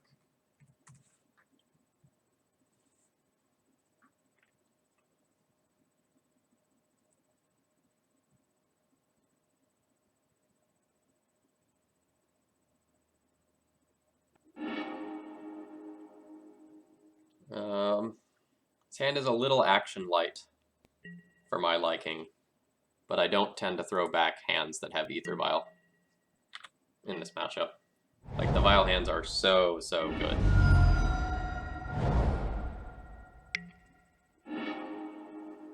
Hey, we even have a Revoker target.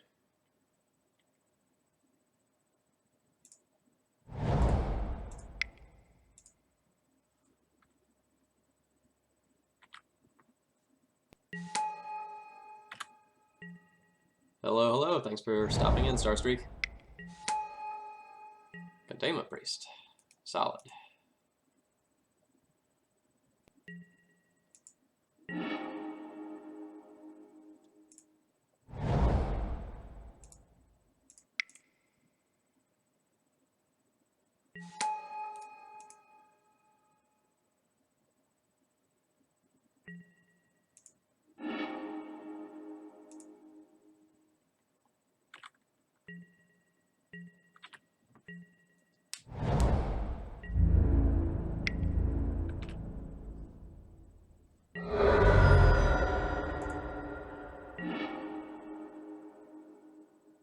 That's a pretty good draw.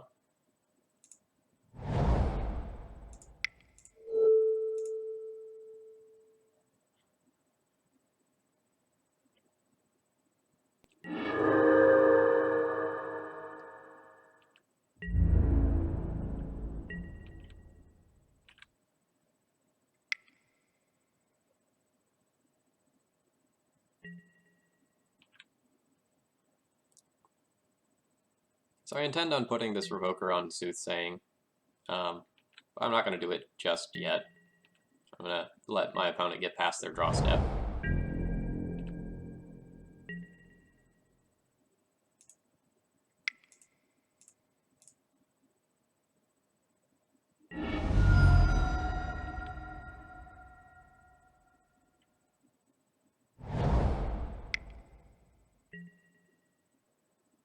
Vendilion click, you say? That's slightly annoying.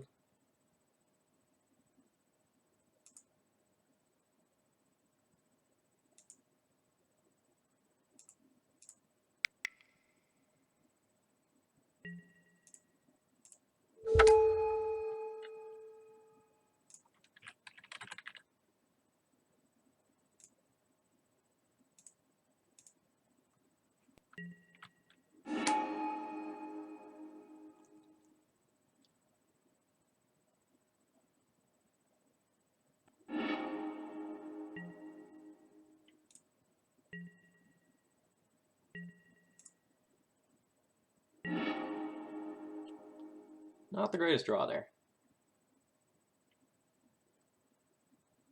No, I think I want to Vial in case my opponent values the Soothsaying more than they value the rest of what I've got going on. So I will offer the trade here. Opponent does not accept because theirs is a much faster clock, and I'm just going to double port my opponent.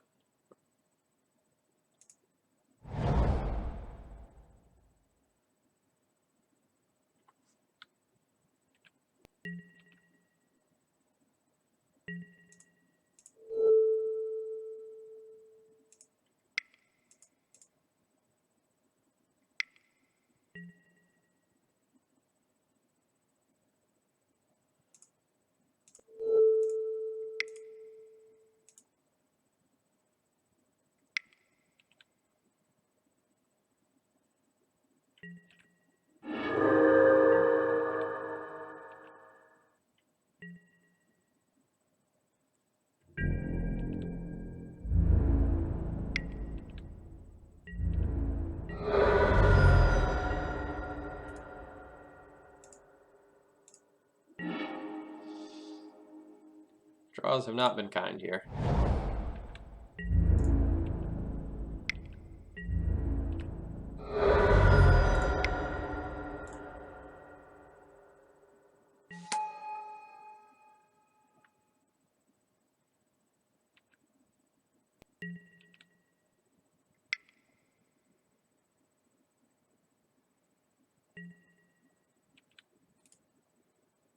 So my opponent is just essentially getting a scry here. They have the opportunity to fetch whatever it is away with the Arid Mesa if they don't like it.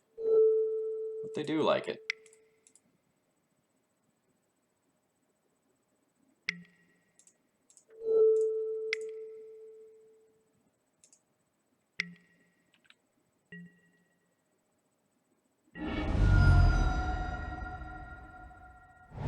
I don't think I want to start bouncing click yet. That's brutal. Like I don't want to give my opponent the revise every turn. Ugh.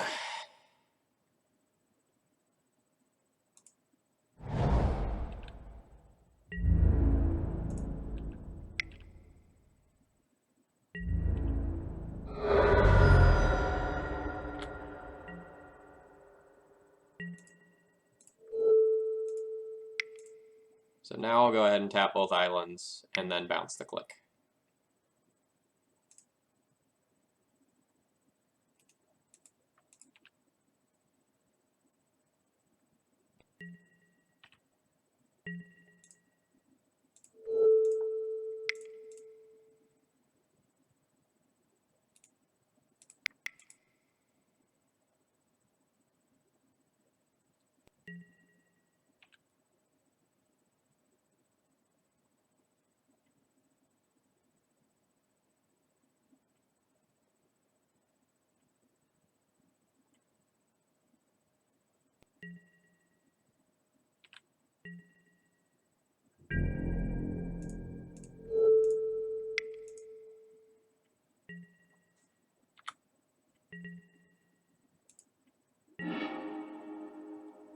Alright, that's a fine draw.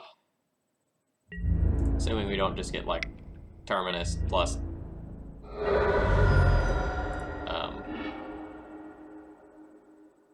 Source to Plowshared.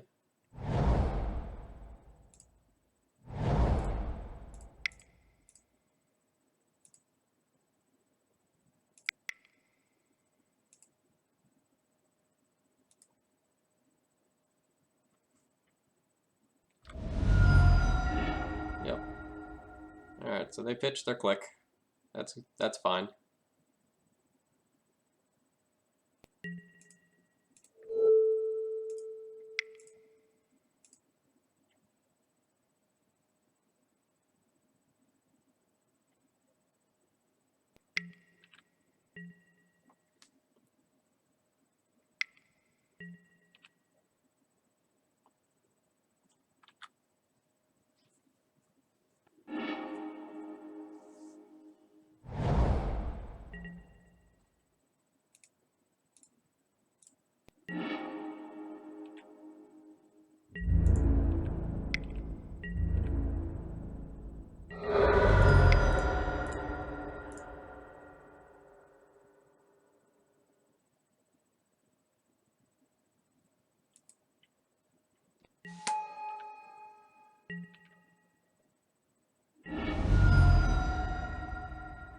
Yeah, we're playing against Miracles with Soothsaying.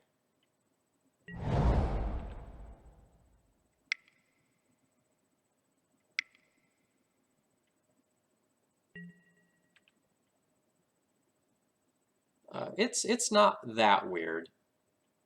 My opponent has some interesting combinations of cards. That much I will admit.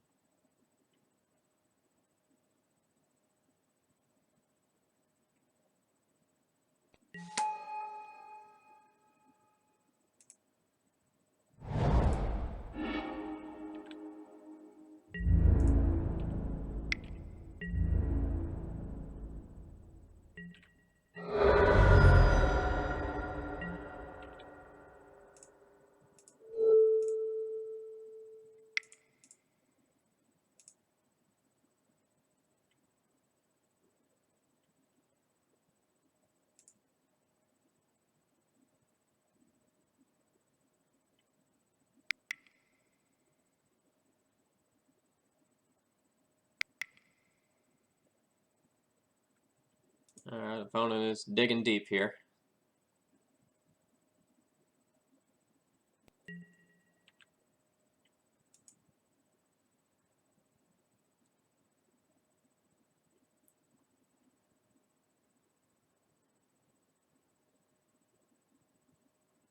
Yeah, my opponent is very, very good.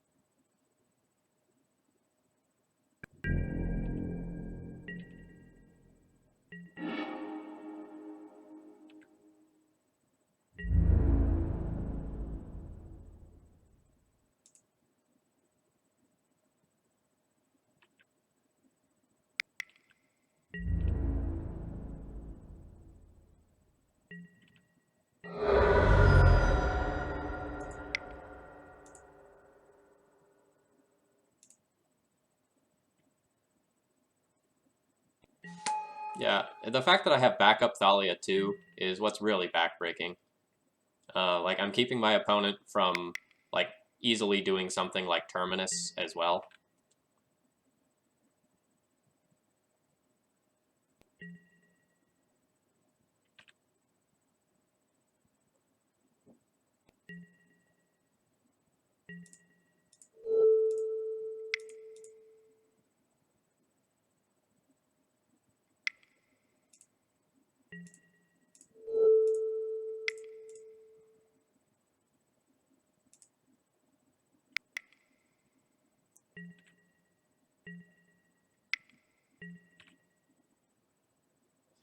Why didn't I play the second Thalia?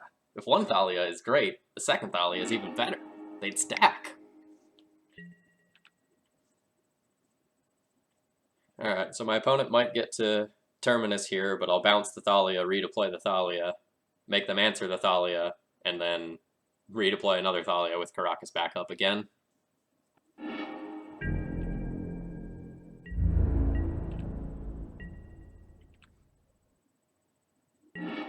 Oh, or not.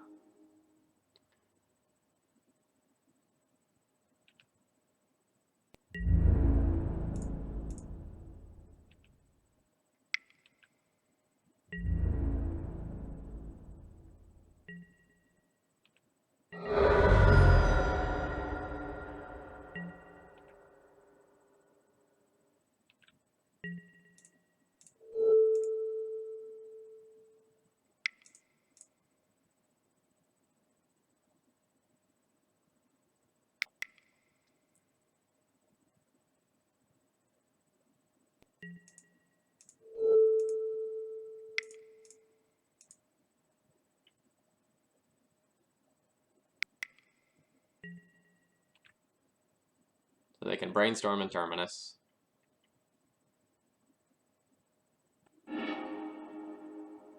Or not.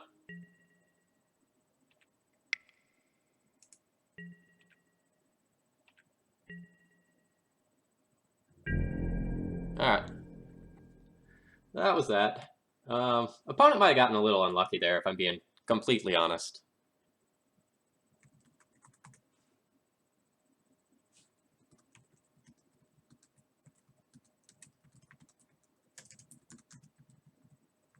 Like, they played well, but they didn't hit Terminus on the right time. I probably stopped him from Terminusing once with the prelate. The whole Caracas bouncing dance that I went through was just really, really frustrating for him. Alright, let's see if we can break even in this league. For those of you who don't know me, thank you for joining in on my stream here. My name's Phil Gallagher. I run Thraben University, and I'm a death and taxes enthusiast. I am rocking red-white taxes today. As you saw from pieces of that game, PN Kieran Nalar plus Caracas is pretty darn fun. When did I start playing Legacy in paper, Phil? When I was in grad school. More on that in a second. So I'm playing against Clash. I know I've played against this person before. Looks like they're on a 4-color control deck. Yeah, they're on some sort of punishing DAC deck. Oh, great. I'm on the play. I have a really, really aggressive Vile Curve in one land. I'm trying to keep more one-landers to see how they go. His Death and Taxes an anime? Maybe. It definitely has waifus. Like, we have lots of waifus. Thalia is best magic waifu, though.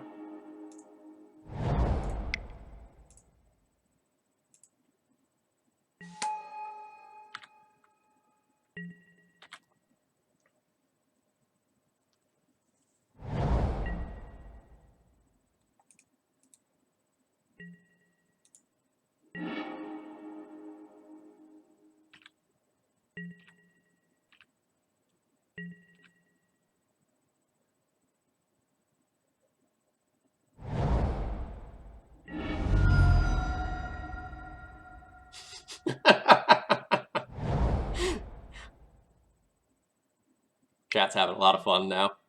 Alright, Life from the Loam, just getting back a Windswept Heath. Sure.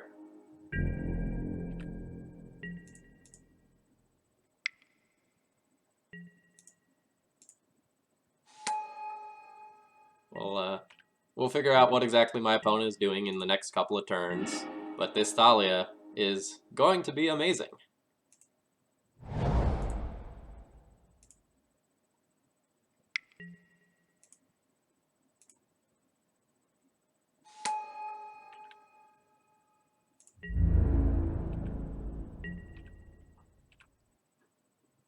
Yeah, Loam and Basic Plains is a little bit unusual. It might be a Maverick deck that just happens to have a 1 of Loam for value.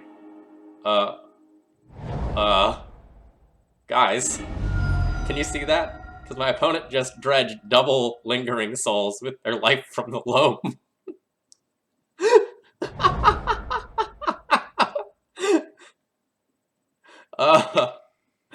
What's happening? Alright, so they Loam getting 2 Windswept Heaths. And I am giving them the moon. I am giving them the moon. And that should end the game, I think. Guys, my opponent discarded Ugin the Spirit Dragon? What is going on?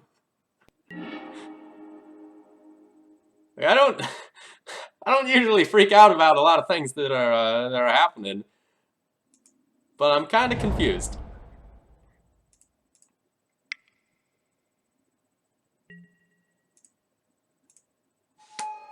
Yeah, my opponent is on like some sort of multicolored Nick Fit mid-range Lingering Souls thing.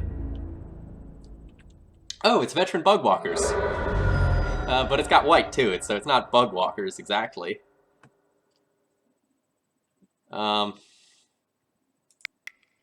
gonna play this Revoker on something.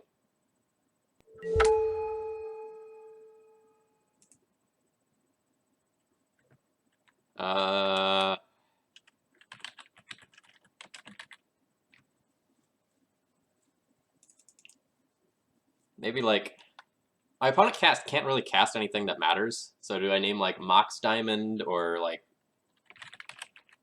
I'm just gonna name Pernicious Deed. Just if something somehow goes wrong, maybe I need that card. And I tapped poorly, not leaving up my Swords to Plowshares because I was freaking out about my opponent milling Ugin.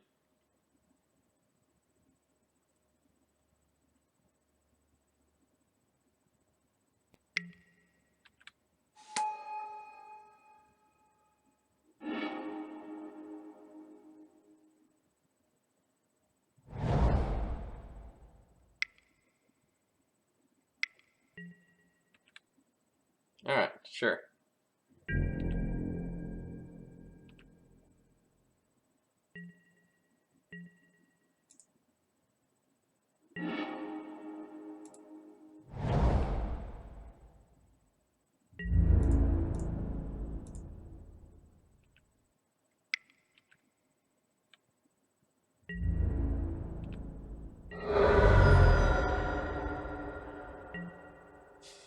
You'll tell me what Clash named the deck after the match. Alright, I'm holding you to that, because I'm curious. I'm sure it has some real fun name.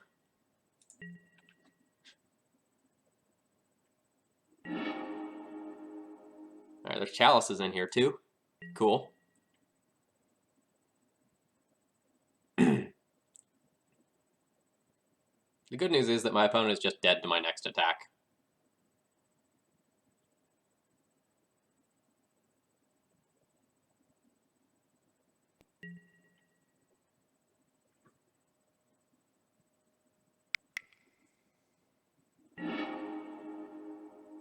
Irrigated Farmland? Okay. It's a card I've never seen before, seeing play in Legacy.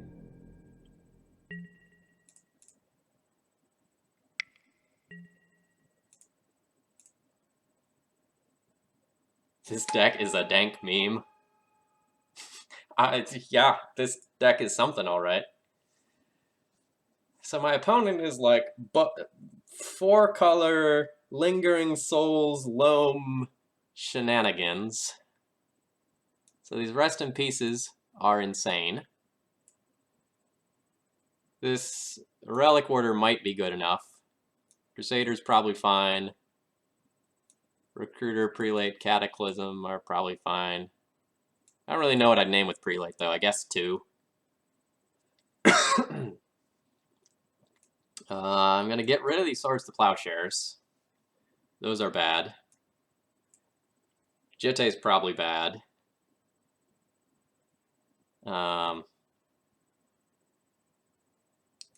Equipment's probably slow. I don't know if equipment's good enough.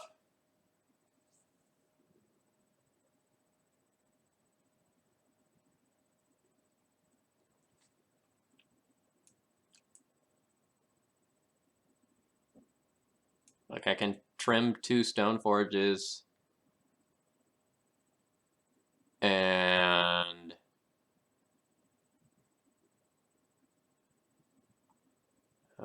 Flicker Wisp, I guess? Question mark? Flicker Wisp is kind of good against the random Mox Diamonds, though. But really bad against Lingering Souls.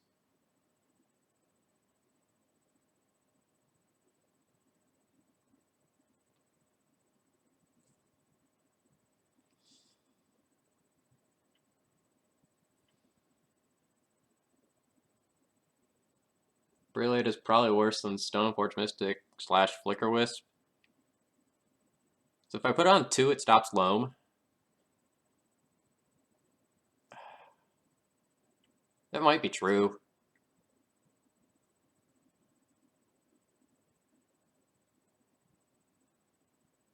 I don't know. I'll think it over for a couple more seconds.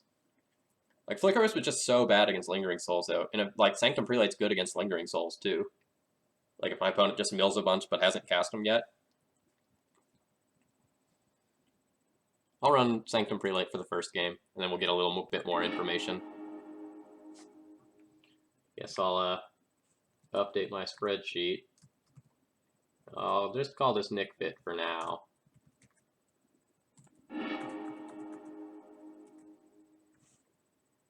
Playing against Clashed. Game 1. Win with Magnus. Alright, we have a reasonable hand with multiple pieces of disruption, so we'll keep. Would like to see a basic land at some point, so that I can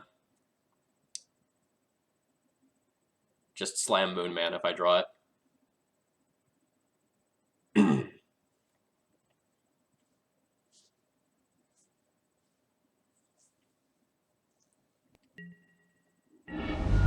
But assuming my opponent doesn't interrupt me and I get to curve Thalia into Wingmare before my opponent makes a big play, I'm in really, really good shape.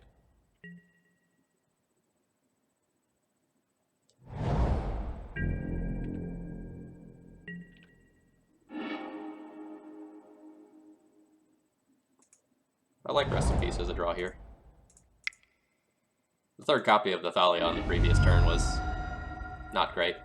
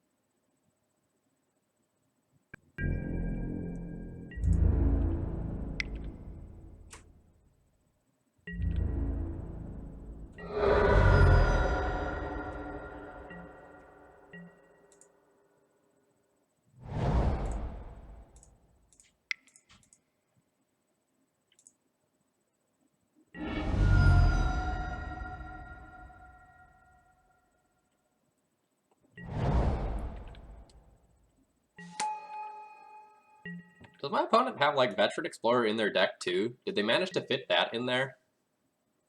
They have all these basics.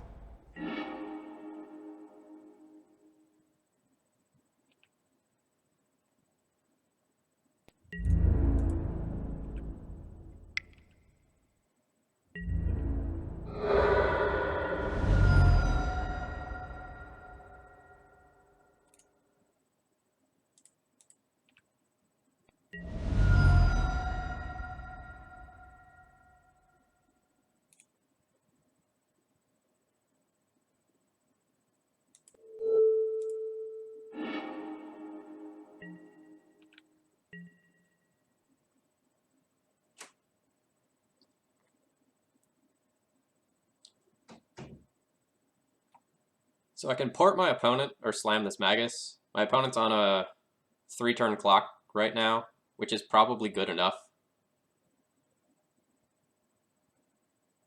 So I think I just want to keep up the mana denial plan. They've got triple basics, so the Magus actually hurts us considerably more than them.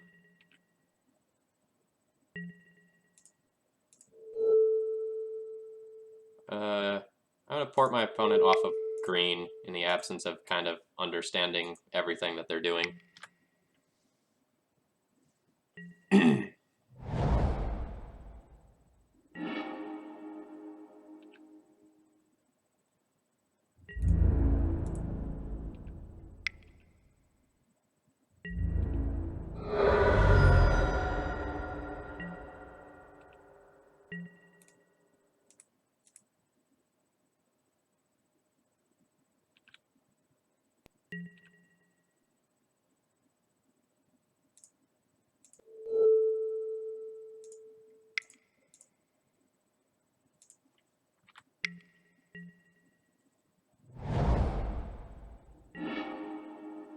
That's about the best draw on the deck right there.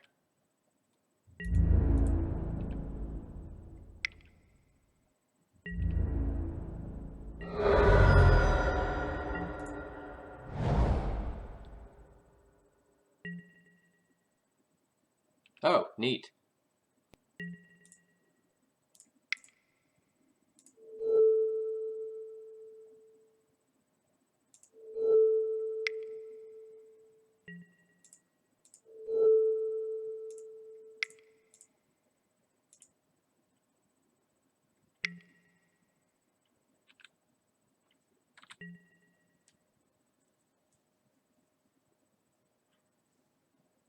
So we won that game without my opponent actually resolving a single spell.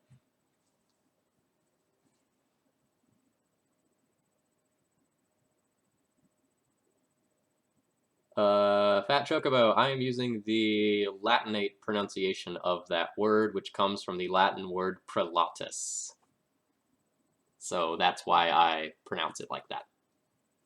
Alright, so in the chat here, I got dumped a link to that full deck list. Oh my gosh! So this is a thing of beauty. It includes a whole bunch of Blessed Alliances, Lingering Souls, 4 Supreme Verdicts, some Jaces, an Ugin, Dragon Lord Dramoka, Dragon Lord Ojutai. He calls it Loam Dragons, and it's a big pile. Whew.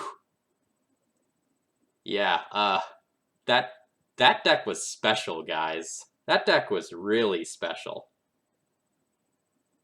Wow.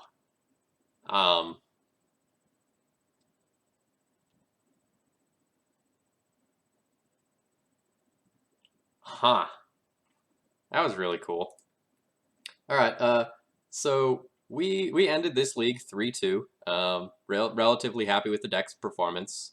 So what did we play against in this league? So it's 1, 2, 3, 4, 5. So we played against D&T, Sneak and Show, an Eldritch Evolution deck, Miracles, and Nick Fit. So an interesting set of matches there.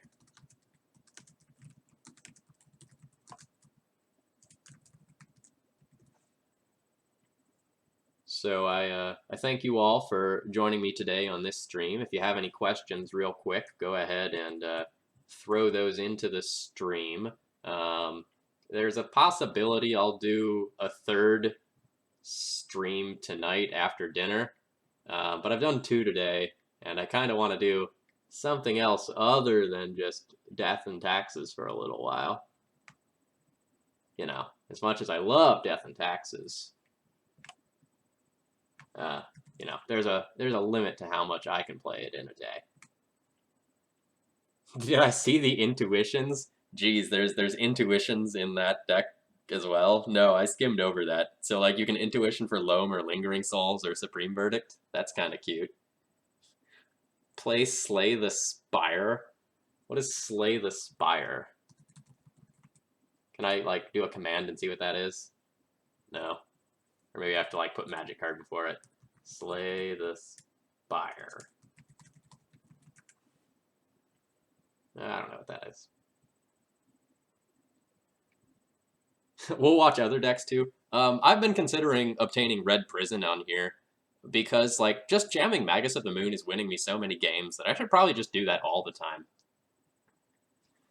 Alright, so someone says, I'm playing a variant of Mono White with Crusader tomorrow. I only have 3 Crusaders, so I have a choice of a Sarah Avenger or a Vryn Wingmare in that spot. Which makes more sense? I'll probably play against a lot of Delver. Vryn Wingmare's good. It trades with a Delver, it taxes them. Those are 2 things that you would love to do in that matchup. Sarah Avenger is a little more aggressive, but I've liked Avenger less than I have in the past recently because of all the Baleful Strix that's been floating around.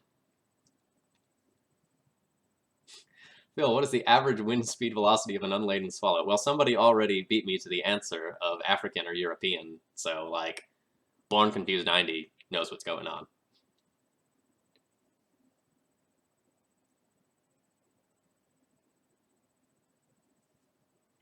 All right, folks, thank you for joining me on yet another snow day stream.